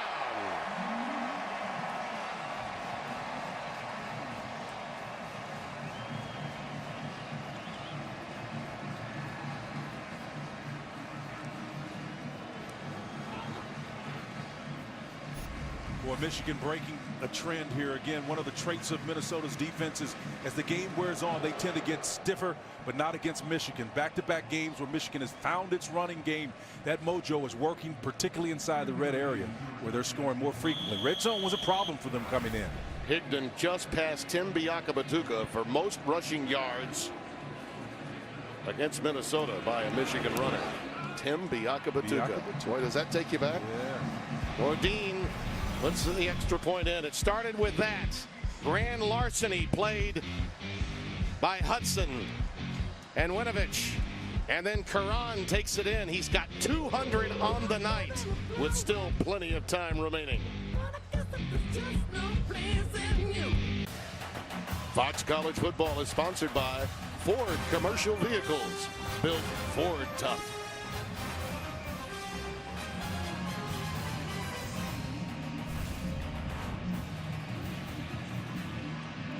A little rock and roll all night for the fans of Michigan here. They've been rocking and rolling, Yes, particularly with the run game, man. That little back shoulder throw to Peoples-Jones against the freshman got them down on the doorstep for that last one. But Higdon's night, my goodness, 200 yards, tying a career high that he had against Indiana on October the 14th. Here's the kick down to McCrary. He fumbles it on the ground. Does Michigan have it? Or did McCrary manage to get on top of it? That's a great hustle play on his part because he was in trouble there. Oh boy. Things are bad enough already. Get on top of it. Golden Gophers need to giddy up quickly. Here is a look at our Ford unstoppable player, Kalik Hudson. McKeesport, Pennsylvania's finest, playing that Viper position, Spencer. He has no responsibility. He can go where he needs to go. He's got a nose for the ball. And again, he shows you his ability to make sure tackles once he gets to that point. Whether it's from the edge here, relentless, staying active and engaged, to create positive turnovers and points for his offense. This guy is unbelievable. First down. The ball at the 14-yard line for Minnesota. Croft needs to find some help, and perhaps it could come in the form of Tyler Johnson, who does not have a touch tonight. Smith on the pitch, and he is corralled again behind the line of scrimmage, back at the 9.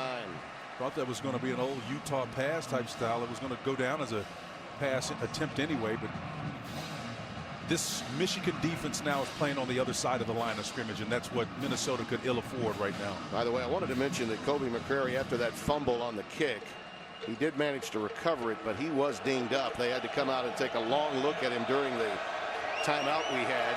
He was able to walk off the field under most of his own power. So that's good news. 2nd and 15. Croft in trouble, lets it fly. Tyler Johnson was the nearest to it, but that might be a stretch. He was outside the tackle box, so no flag, but it's 3rd and 15. Furbush was in there as well. Again, there was just nowhere to run, nowhere to hide. Furbush, number 59, got there, got that hand around him and brought him to the ground. Yeah, that's the nice clean tackle. It's the aeronautical engineer that Jim Harbaugh couldn't stop telling us about. Young man is most difficult form of engineering at this magnificent school. Jim proud of a number of his athletes who have done well in the classroom. A football power and an academic power too. Michigan. Rodney Smith in at the Wildcat. Khaleke Hudson again. Still making an impression. Wow. You know, the option game is supposed to neutralize athleticism and talent, but not if you've got a nose for the ball. You know, a lot of times that ball is going to be coming out, but you'll see him come here. The mesh point is supposed to maybe dissuade him from coming inside, but if you're reading it and you know where the ball is in the quarterback's hand, why even bother with the option guy? Go straight to the target. I'm telling you, Hudson's been fantastic in that skill set. Well, they've been leaning on Ryan Santoso's leg all night long. He's been booting it beautifully. Another one. Peoples-Jones again backtracking. Takes it at his 36-yard line. Flags down as he is ushered out in Michigan, or I should say in Minnesota territory. They're going to mark him at the 46, but we'll check the flag. Daniel Capron, our referee, will tell us about it. 55-yard boot, 17-yard return. May be nullified here.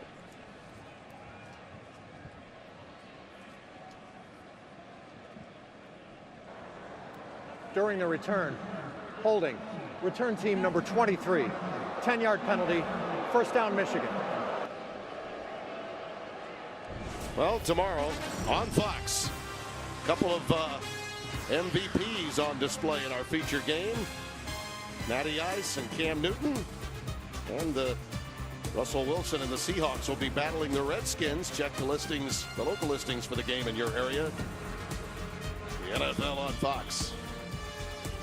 But those New Orleans Saints, they've got quite a defense this year, much improved in that area and challenging in the NFC South. They are impressive, and so is Seattle offense. It's always tough to play on the Pacific Northwest, but Russell Wilson has been balling. Chris Evans is in the backfield. Number 12 will tote it again. And again. And again. Hello. How do you do? Touchdown, Michigan.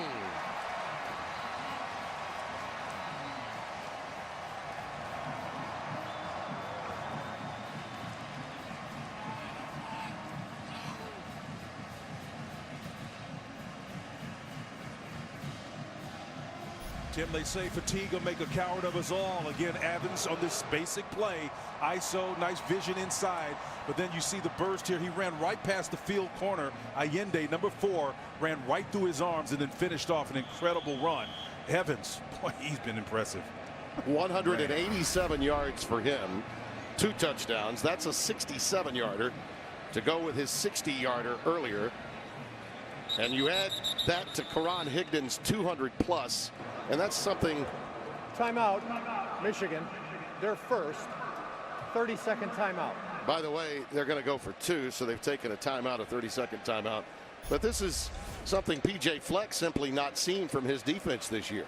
Well, he's not seen him give him up this, but again, when you got a guy that runs with the type of vision that he does here, he's able to see where that pressure is coming from. And again, always measuring where he is relative to the sideline, able to make one guy miss and pass him, and just being aware.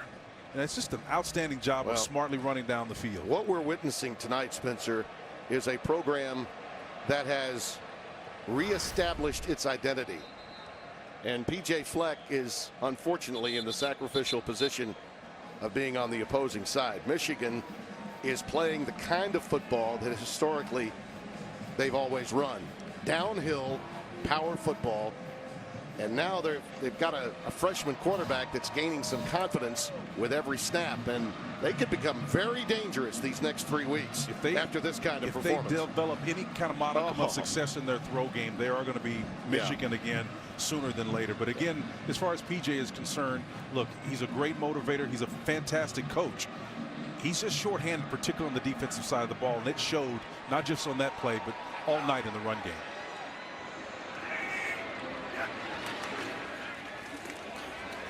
Evans at last lunge. I think they're going to say no.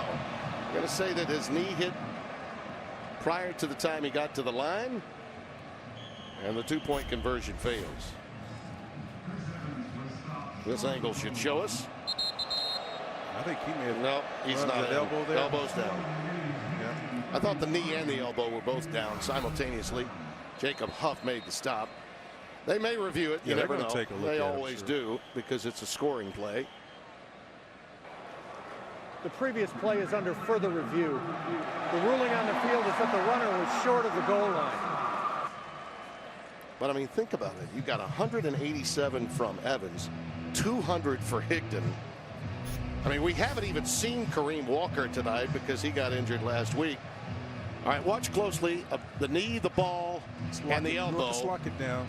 Boom, the hip. His hip still has a little hair there in the elbow, but look at the nose, maybe the side of the ball. Here, if this is the line right here, you draw a line straight through there, I think the side of that ball is simultaneously hitting when that ball. Well, you're suggesting that when we froze it, his hip was not on the ground. In fact, that's true. I agree with you. Yep. Dean Blandino is back in Los Angeles, and we may get him to weigh in on this as well. If, in fact, the hip was down when you suggested it was, and I think that's a 50-50 call, then I think you're right. All the ball has to do is cross the plane of the end zone. Dean, what do you see? Yeah, we're looking for a body part other than a hand or a foot, and it looks like the right elbow hits, and the moment the point of the elbow hits, the ball may just be short of the goal line. I don't see enough evidence to overturn this. After review, the ruling on the field stands as called. The try is no good. I agree with you, Dean. Although, Spencer, in truth, your point is really well taken.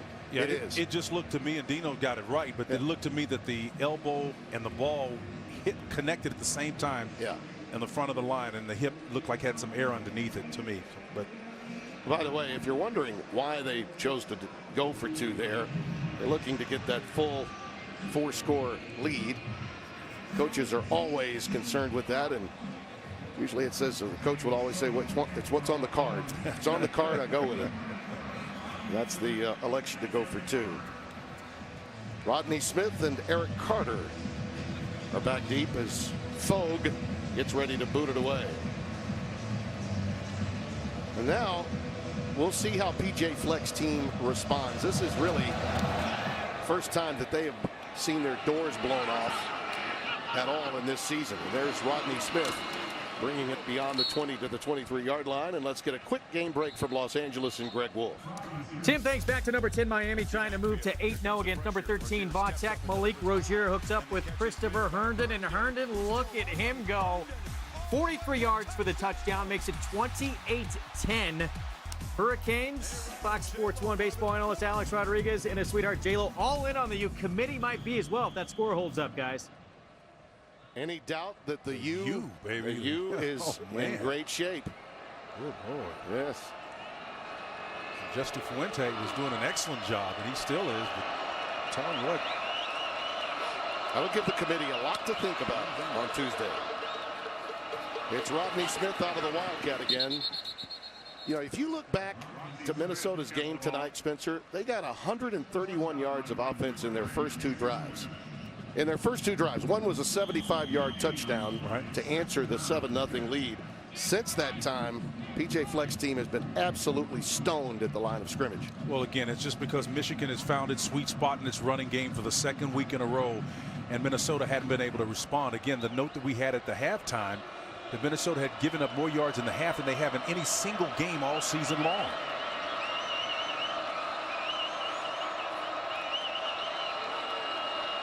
Croft audibilizing. Play clock is winding down. Play fake.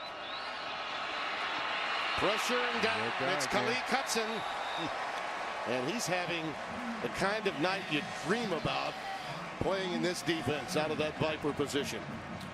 Well, the Viper position is what it is because, again, look how far. He looks almost like he's lackadaisical, not even paying attention. But he comes out of the position understanding that the play is away from him. He has no obligation but to get to the ball and the quarterback. He's just tremendous. Even though there's a receiver downfield, they're playing kind of an off coverage look. They don't even have a chance to set up and square your shoulders to throw that ball with number 7 in your head. He's got no one open. I mean, they've absolutely been covered up. Tyler Johnson hasn't caught a ball. Wozniak is tight end, not involved at all in the offense, and he's been a go-to guy. Rodney Smith stopped by Chase Winovich, and markers fly at the 20-yard line. And we said it was getting chippy earlier. Now it's beginning to overrun. Now you realize it's a rivalry game, and the jug does matter to these guys. That's the offensive lineman, 73, Donnell Green, the junior from Marietta, Georgia, could not stop. And now coaching staffs are getting out there to separate. Even Harbaugh got out there. Well, you never like to see unsportsmanlike conduct on the field, but I'm telling you, from a player's and a coach's standpoint, your left tackle in particular, Donnell Green, showing some vim and vigor out there. I like that in a kid. It's not going to let him go down easy. Well, we'll have to see what Daniel Cochran comes up with. Now PJ Fleck is talking to the young man. Minus 36 yards of offense this half, and it definitely brought the temper out here. Well, there are fouls against each team. That's a punch right there. Unsportsmanlike conduct. That's a punch. Offense. That should be an ejection. Well, the second man always gets caught. You know, Tyreek Hill, the free safety, was number the one 73. that initially pushed him. Defense. Unsportsmanlike conduct, number 14. Both of those players are disqualified from the game. The penalty's offset. Metellus, the safety, Fourth down. Josh Metellus and Donnell Green are done for the night. Under no circumstances can you throw a punch, even if it's retaliatory. We did see that. Let's watch it again. Yeah, but it should be instigated. See, here's the push right here. You guys in their back, you know. Yeah. And there's a second push. Yeah, Kennel. I mean, come on. Yeah, and then that's a tackle. Why would you even want to do that? Right. Now here comes 14. This is where Metellus gets involved. And I think Tyreek Hill should be pushed out of the game as well. Well, they got the retaliation from Metellus instead. Santoso will punt it away. That is the end of the third quarter. And we've come to the end of the third quarter. Raw emotion to close out this quarter. Michigan by a bundle. Minnesota trying to hold on. A very long conversation during the timeout. Jim Harbaugh and the officiating crew, side judge, back judge, as well as Daniel Cochran, our referee. We have 2 players that have been ejected. And we have a punt formation here for Santoso. Boots it away after some pressure coming. And Peoples-Jones will field it off the bounce. Beyond the 40. Wow. You know, if he had slipped that tackle, he had one man to beat, and he wanted it. All right, let's take a look in the huddle, brought to you by SoFi, the preferred financial company of the Big Ten Conference. And again, Spencer, you'll see what Jim Harbaugh had to say offensively. He also had a lot of concern, I think, for what had happened at the end of the quarter here. Well, yeah, he's just trying to get his guys focused, number one, and try to get some clarity on what actually happened in the huddle. And it was a tough situation, but again, you got the hit. That was obviously a personal foul, but it was instigated previously by Tyreek Hill. And again, the hand to the face. And I don't know what Dino, I'd love to, he's trying to get the players off the field and try to calm this situation down. Again, I think this isn't settled yet. You can see these guys are on pins and needles. Chris Evans in the backfield. We're going to have a penalty here. Pre-snap. False start. Offense. Number 76. 5-yard penalty. Still first down. We're not sure that they're actually calling this a fighting penalty, but I know this. A punch was thrown by 73 Donnell Green. Tim, there can be a targeting penalty called in that situation, although they didn't necessarily say it. If it's to the head and neck area, that player can be ejected. Yeah, and I think the concern by Harbaugh was Metellus was the guy thrown out, as Marius weighs 85 on the receiving end. Metellus was the guy that was thrown out, and as you accurately pointed out, it was Kennel, number 23, that instigated. Now watch 14. This was after the punch had been thrown by Green earlier, and Metellus came over to take umbrage, and he got in his face, and we also don't know what was said. That's another factor. Well, you know, a lot of these guys, it's about intimidation. You get in their personal space, in a context like that, you're expecting trouble. 2nd and 15 for Michigan. Evans on the stretch play. Good penetration there by Minnesota defensively. Barber, 41, shoves him out. You know, we've always were taught, Tim, that context matters. I mean, when you're in a situation that's trying to be quailed and you come in there and get in front of a big old offensive tackle that outweighs you by 70 pounds, I mean, you get 2 feet from him, an inch from him, that's intimidation. I mean, these guys are human just like anyone else. They should hold their composure, no question. But that, in my opinion, was instigated.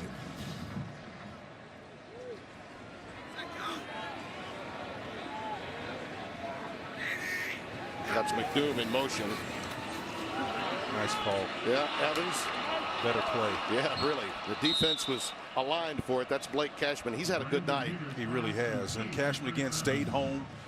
And his position back there at the outside linebacker, number 36, was at home. It was just a nice read and reaction. Got a little statistical history for you here, my friend. Courtesy content coordinator Scott Alexander. Higdon and Evans have 385 combined rushing yards. That's breaking the previous Michigan record for rushing by a duo. 1979, Butch Wolflick had 194. Lawrence Reed 179. 373 against whom? Minnesota. Scotty going to the hole for that one. My old teammate, Butch Wolflick. Emilewski lets that one go out of bounds inside the 20 when Minnesota comes back. 1979 was a great year. 47 yards on that boot. The Wolverines in total control of this one.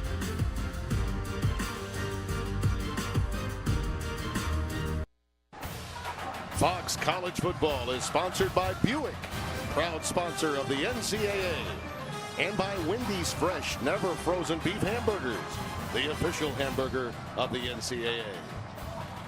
You know, Timmy, a lot of times you're trying to make sense of why things are the way that they are, and certainly P.J. Fleck doesn't need us to make any excuses, but there are 49 of Minnesota's 110 players that are freshmen or redshirt freshmen. That's 44%. 16 of his top 22 tonight were either true or redshirt freshmen.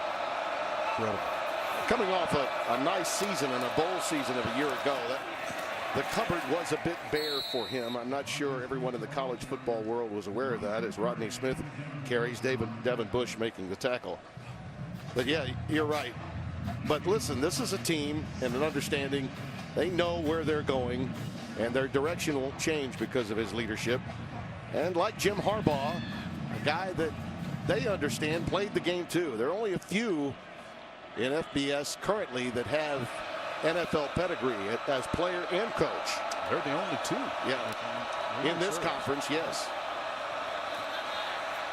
Croft looking, looping, and that is Mark Williams. And boy, the ball skill is there, and I think we've got a marker down. We'll check the flag as Kennel was down there. Kennel, the free safety that was involved in a little extracurricular activity. Got a couple of players ejected. Nice coverage downfield. Pass interference. Defense number 23. Yep. 15-yard penalty. Automatic first down. Well, Minnesota needed this just to get some field position. Yeah, he's playing press coverage out here on the outside. He's locked up again and then top, and then he comes back. I'm sorry about that. He comes back and then tries to put himself in a position. He's just He's all of them like white on rice, man. He's not going anywhere. 8 penalties for 80 yards against the Wolverines. The ball out to the 31-yard line. Rodney Smith, the setback. We haven't heard of the tight end seeing the ball. Croft has had very little, if any, time. He ducks under here after a gain of 4 to the 35-yard line, and it's Khalil Hudson again. That guy is. You'll be seeing him in his sleep tonight.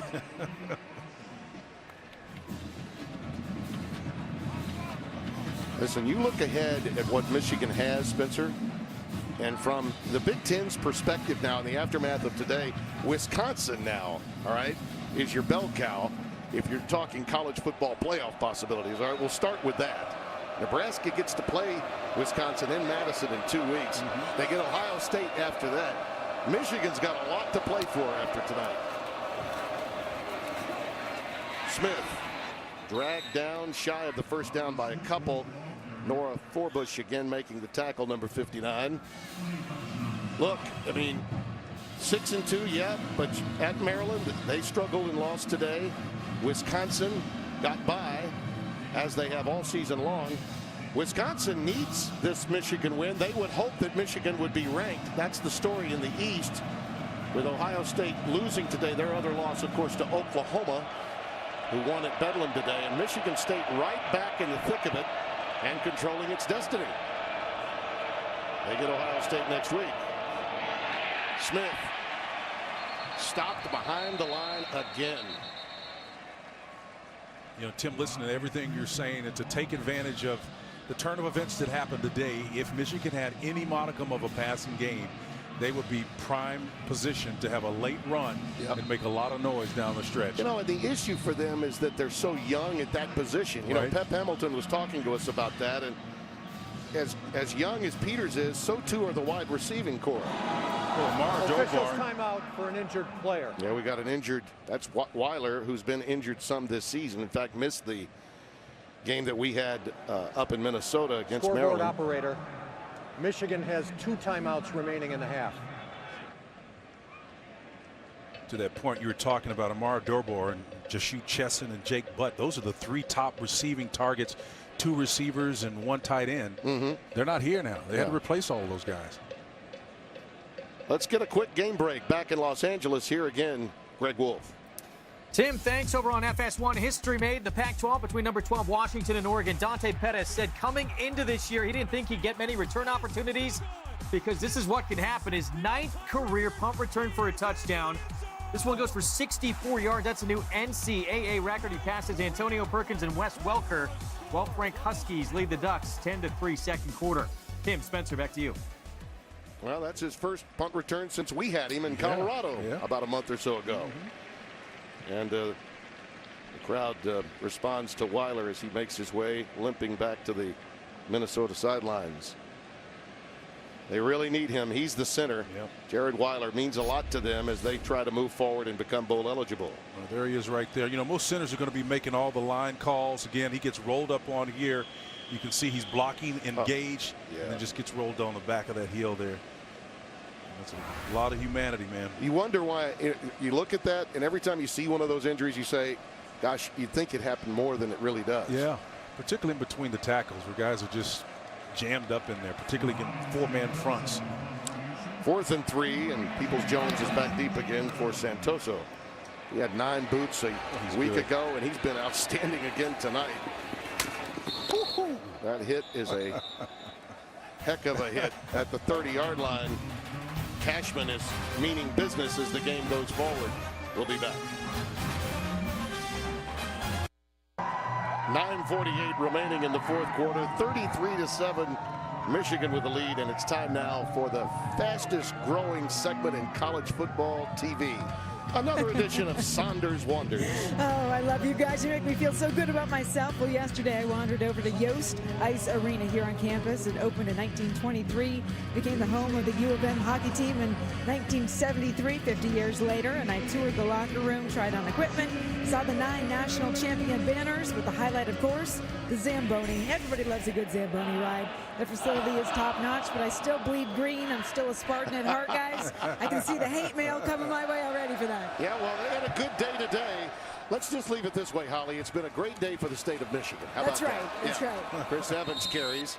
By the way, you mentioned fielding Yost there. And mentioned Bob Hoofer a little earlier, and Bob would have been saying if he were here tonight, fielding Yost and the general Bo Schembechler. He always compared him to Patton back in the day. He'd be saying, they're smiling upstairs for Michigan right now. Well, they may not be the point-a-minute men, but this ground game has been outstanding. Bob Ufer was too. Michigan, what some of the great legendary radio voices were across the country at that time, similar to Larry Munson of Georgia, so many other outstanding voices of the great game of college football. That's Evans, stopped by Blake Cashman. Touched on him earlier. He made that play of special teams on the punt a moment ago. That kid's played with heart. PJ Fleck's going to be really satisfied with him when he goes into the film room. By the way, what's the pantheon in Michigan's history of coaches? Obviously, there are three that stand out. I mean, Fritz Chrysler. Fritz Chrysler, absolutely. I mean, Bo. You know, Gary Moeller had that period along with Lloyd Carr. And those three Heismans, Tom Harmon, Desmond Howard, Charles Woodson. Winningest program in college football history, 941 victories overall. And Harbaugh, of course, as a kid, was on the field and watching and taking part in some of those big moments. Knew he was going to be here. That pass was intended for McDoom. I loved his story about Bo Schembechler's son, Shimmy, who was at his house when he was in the 5th grade. Shimmy wouldn't come down. He was up there playing with what Mattel talking football. That's right, enjoying themselves. And he and his brother John were up in the attic. They had a home on the other side of the tracks. Jim loves to call it that. You know, we didn't live where Bo lived. That's but, right. But their house was considerably smaller than Bo's. But trust me, Schembechler was recruiting him even then when he was in the 6th grade. And by the way, our friend Les Miles tonight, I know he's thinking about Bo, and as close to the modern day Bo as there was. There's a fumble by Himaleski. That's twice tonight, Tim. Yeah. I think he recovered it, though. McCrary had one, Himaleski with another, but he did get on top of it just in time after the muff. 41-yard boot. The team, the team, the team. They're winning right now. No man is more important than the team. No coach is more important than the team. The team, the team, the team. When we play as a team, when the old season is over, you and I know it's going to be Michigan again. Life lessons learned, Spencer, from the great Bo Schembechler. My favorite quote of Bo was, "Those who stay will be champions." Jonathan Finley Cole is coming to the game for Minnesota. The running back, and Croft is looping one deep. Boy, over the shoulder and dropped by Rashad Still. He should have caught that. It was difficult. He had to look over the off shoulder, but David Long was right there with him. It was, and that's one of the toughest things, though, to track a ball over your shoulder where you begin on the inside, but it ends up over your shoulder. That's a tough catch on the sideline. I'm old enough to say that I actually covered a game that Bo Schembechler was coaching, and it was Jim Harbaugh's last in Hawaii against Dick Tomey's 86. 86? End of the 86 season on the very day that Jim finished 3rd in the Heisman balloting. The year Vinny Testaverde won. Jonathan Finley Cole gets ahead for about a yard. They told Jim, I was on the sidelines at that time working for the 4-letter cable network. And I talked with Bo before the game and begged him to do an interview with me. He turned you down? And he said, first, I don't want to do it. And then he talked to Bruce Made, the longtime sports information man, and he said, you know, he seems like he's all right. I'll talk to him if we win. But make sure he asks me questions I like. He was both lion and lamb, though, wasn't he? No, he was a softie. He really was. And that's one of the things you had to love about Bo Schembechler. On 3rd down. Vinny Cole, look at that. Fresh legs from Jonathan. Redshirt sophomore out of Vaughan, Ontario. So from north of the border, we're almost north of the border here. Somebody's still playing. Again, it shows you nice vision, and again, presence of mind to put that right stiff arm out there in your face and say, well, let me get about 5 more after that contact. Still a lot of pride in this Minnesota team. No question about that. This will drop them below 500. See the jet sweep to Philip Howard. He had 2 big catches early in the game, but Khalid Hudson all over him there, and another loss. Once again, he comes out of that hole and he comes hell-bent. I mean, just right there on his back. I mean, when you have a guy that has the luxury of not having an assignment to worry about it, that's the greatest form of freedom for a defender. No assignment, no responsibility other than go make a tackle. Michigan with 13 tackles for loss in this game, and you see the numbers on Hudson. 2nd and 15. Looking for and finding Tyler Johnson at long last. He makes a catch. That's the first reception of the game. I think that was Brandon Watson, number 28, defending on that far side. It's a nice throw, nice loft, enough air underneath it. Again, gets pushed out of bounds, but that was a perfectly thrown pass on the far side of the field for a significant gain. Needed about 3 or 4 more of those earlier in the game. Yeah. The ruling on the field was a completed pass. That ruling is under further review. So we'll see if the actual touch for Tyler Johnson holds up. Coming into tonight's game, he had 31 catches for 591 yards, only 5 completions for Minnesota on the night. Now you see that ball coming loose. Did he complete? Yep, that's the language. Catch. And again, I think. And you see the foot is in. 2 of them are in, but you got to complete it. No, I think that may end up standing. It looks like to me that he again, completes the catch there. His feet is in bounds as he's going to the ground. It comes out. That angle to me suggests it's a catch.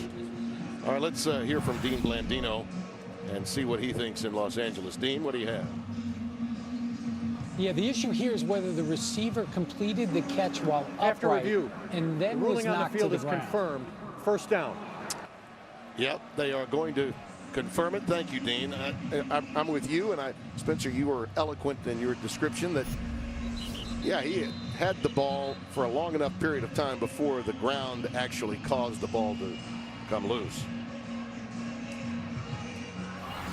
Well, it's such a pleasure to have Dean Blandino or Mike Pereira with us when we have those situations. They're the best, man. I've gotten to a point when I'm watching a game and they have this, and without their expertise, I miss something.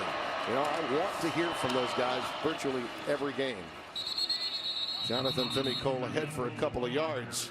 And now, a quick word from Duracell. Duracell is the #1 trusted brand. By the way, make sure you have your clocks battery charged with Duracell tonight as we fall back, right? With the late start, we're going to appreciate that. We'll appreciate that with that 6 a.m. flight we've got tomorrow.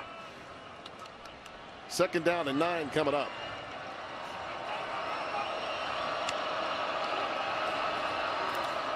Croft. Well, he had time, decided to tuck it, saw a lot of green grass. A smart move, really. And he's only a few yards away from a first down. You know, Tim, I don't know if you really sitting at home can appreciate what's taking place so late in the game where it's so one-sided. But any threat of a receiving attack changes what a defense is doing. Even at this late stage, I can see soft spots developing on the back end for Michigan's defense, and it's because of the big play given up on the perimeter. The corners are starting to play more of a 2-deep concept, cheating toward the corner to help out. That softens up the middle of the field. If you can play that chess match, you can have some success. On 3rd and 4, Finney-Cole from old Canada gets awfully close. Looks to be maybe about the length of the ball short. Well, maybe if he gets the right foot. I think he did. Got the right foot spot, and it's first down. They can get a first down without benefit of the touchdown. This kid's running hard. Was running physical, and again, one of the rare opportunities or chances where the Viper was actually fooled on an option play inside. He's running heavy.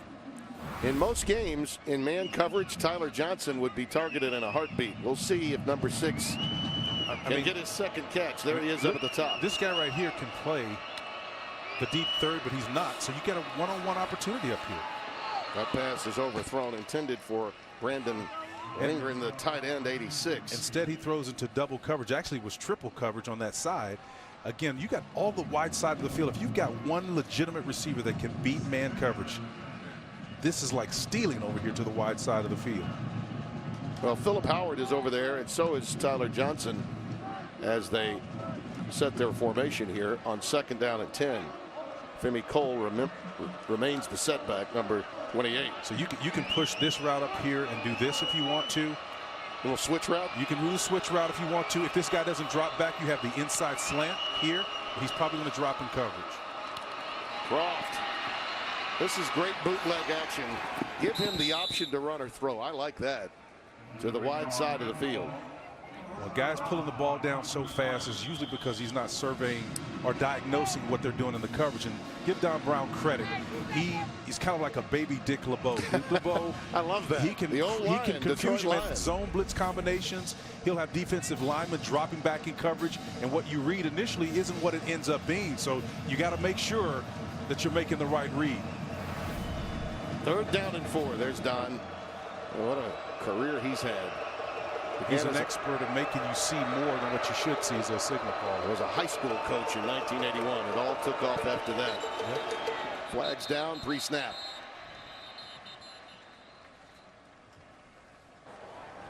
False start. Offense. Number 76. 5-yard penalty. Still 3rd down. Don Brown, the defensive coordinator, was actually a high school coach at White River Junction in Vermont.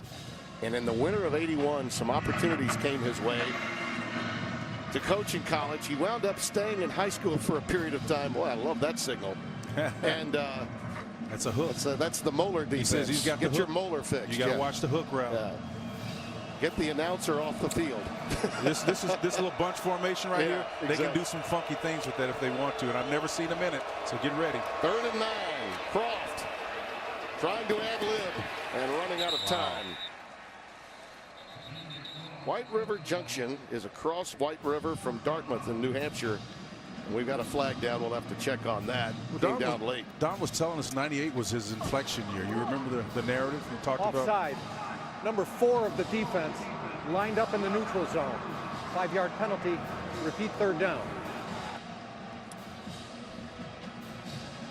Don's looking at find out exactly what's happening in his coverage, guys. Jones, as he makes his way off the field, yeah, he's coaching him up. Yeah, Reuben Jones. So you can look at the vision. His eyes come down, and he's trying to find and locate. Once your eyes come off coverage, it's one of the most difficult things to do, to come back and re-diagnose what you just read, because the coverage is always changing. Nice. There's the pass into the end zone. Incompleted. Incomplete. Johnson had it, and Kennel was able to knock it loose. Well, I'm going to put this on the shoulders of the quarterback. And again, I'll tell you why, Tim. When that receiver, or if it's a tight end, doesn't matter, is that wide open, just put it on him right now. Don't put any air underneath it. You put the ball up in the air, and the guy can go up and contest that shot. Is exactly what happened on that play. Now, the good news is that was a 3rd down play, so they will try to get 3 out of this. Emmett Carpenter comes in to try the field goal. And a timeout taken by Michigan. Timeout, Michigan, their 2nd.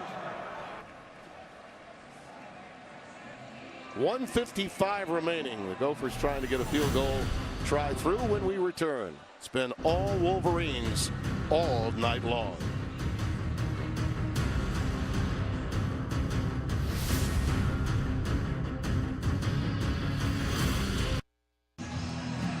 (33-7) our score. 1:55 is remaining, and the field goal try coming for Emmett Carpenter.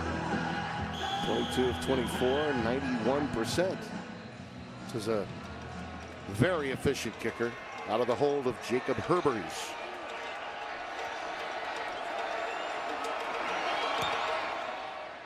And he boots it through. So the Golden Gophers get on the scoreboard in the 2nd half. Time now for the expectation-shattering drive of the game. It's sponsored by Buick and Karan here, huh? Wouldn't you really relish driving Buick?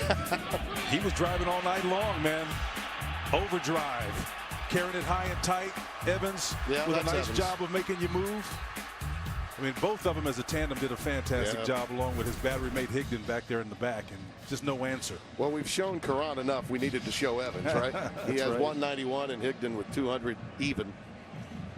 33-10 our score with 1:51 remaining. I just loved that story that we were talking about with Don Brown, and you know, there are different ways that coaches make it in this business, as you see the numbers on the running backs. And for that guy to really be told by some friends of his, listen, go back to high school, you'll get the job in college, and he did. Wound up with Dartmouth, and then literally when he did get the opportunity, the tycoon Joe Moglia was the guy that he replaced. You meet some interesting parties along the way. TD Ameritrade. Yeah. I think he's still emeritus chairman of that organization. He gave a lot of money to Coastal Carolina. Team that won the College World Series a couple of years ago.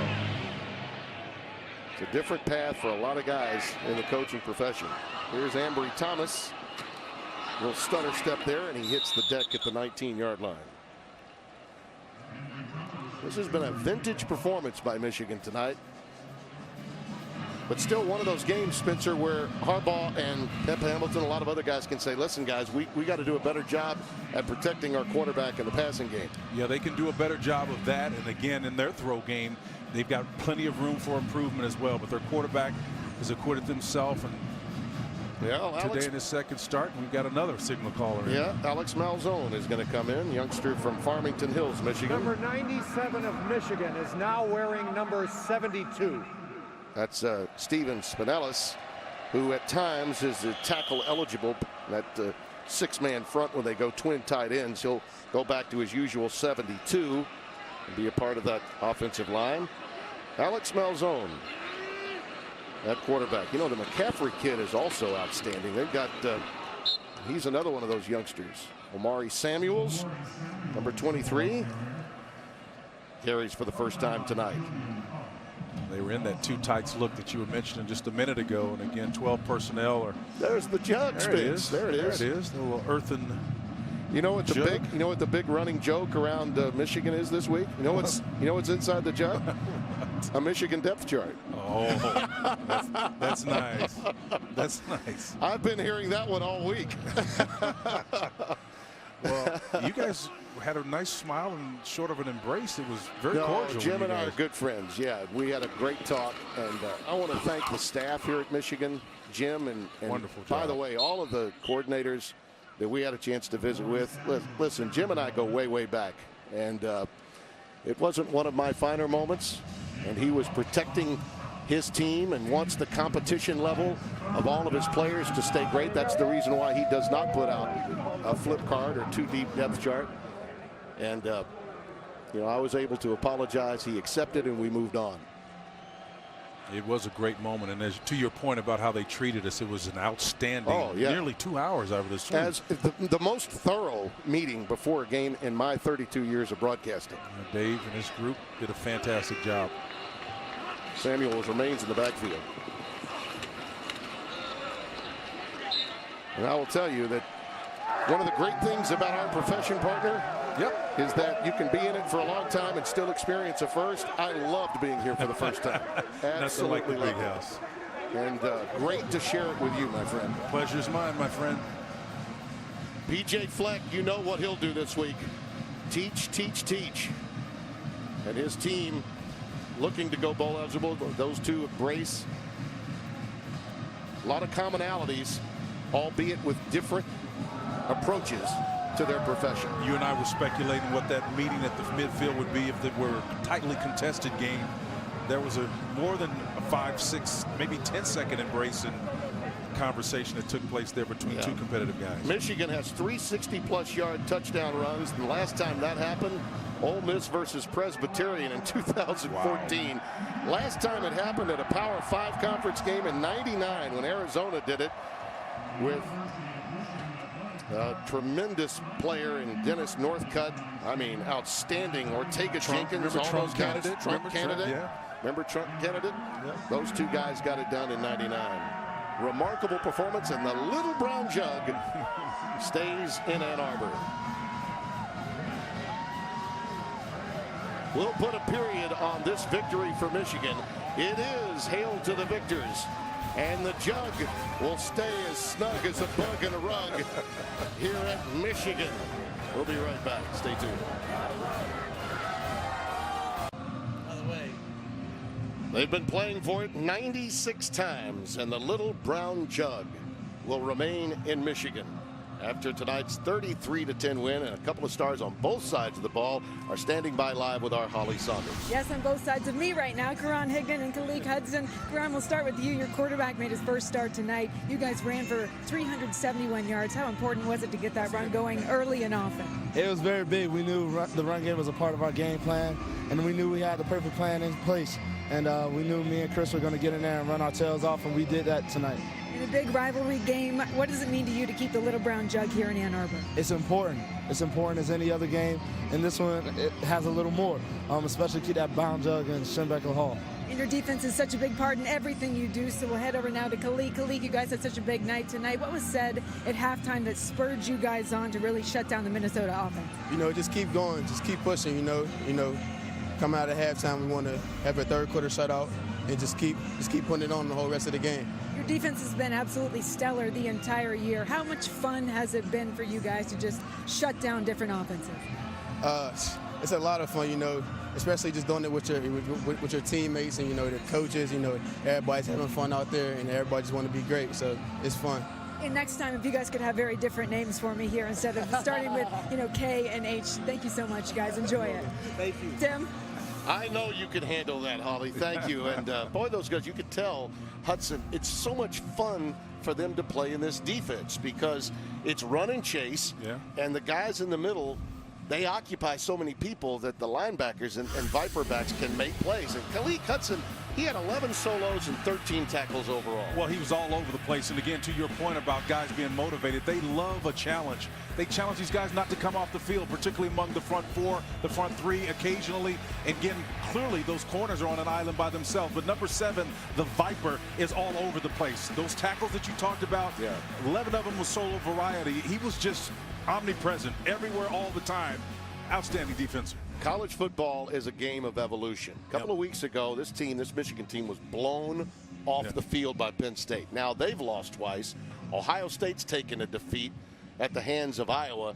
And now as you look at the Big Ten standings, Spencer, it's all right there for them. And Michigan State obviously is in the catbird seat controlling their destiny. They get Ohio State next. Remember that other one loss for the Buckeyes was non-conference to Oklahoma.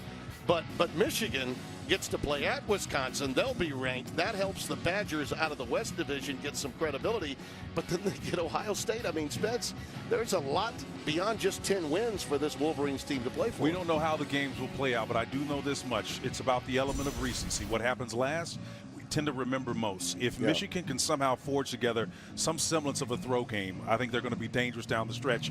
And again, this fan base that was treating them as if they were 2-6 as opposed to 6-2 coming into the day, they will change their tune quickly. No question about it. A lot of fun, partner. Same here, my friend. Always is good to be with you. And our thanks to Holly Saunders for her diligent work downstairs. Tonight's game produced by Jake Jolivet, directed by Mitch Riggin. And Brett Bender did a wonderful job spotting for me tonight, and our content coordinator, Scott Alexander, and everyone else on our crew. Don't forget, we've got a great slate of games coming up in the National Football League. Cam Newton and the Panthers taking on the Falcons tomorrow. For Holly, Spencer, and our entire Fox Sports crew, Tim Brando saying have a good night here from Michigan.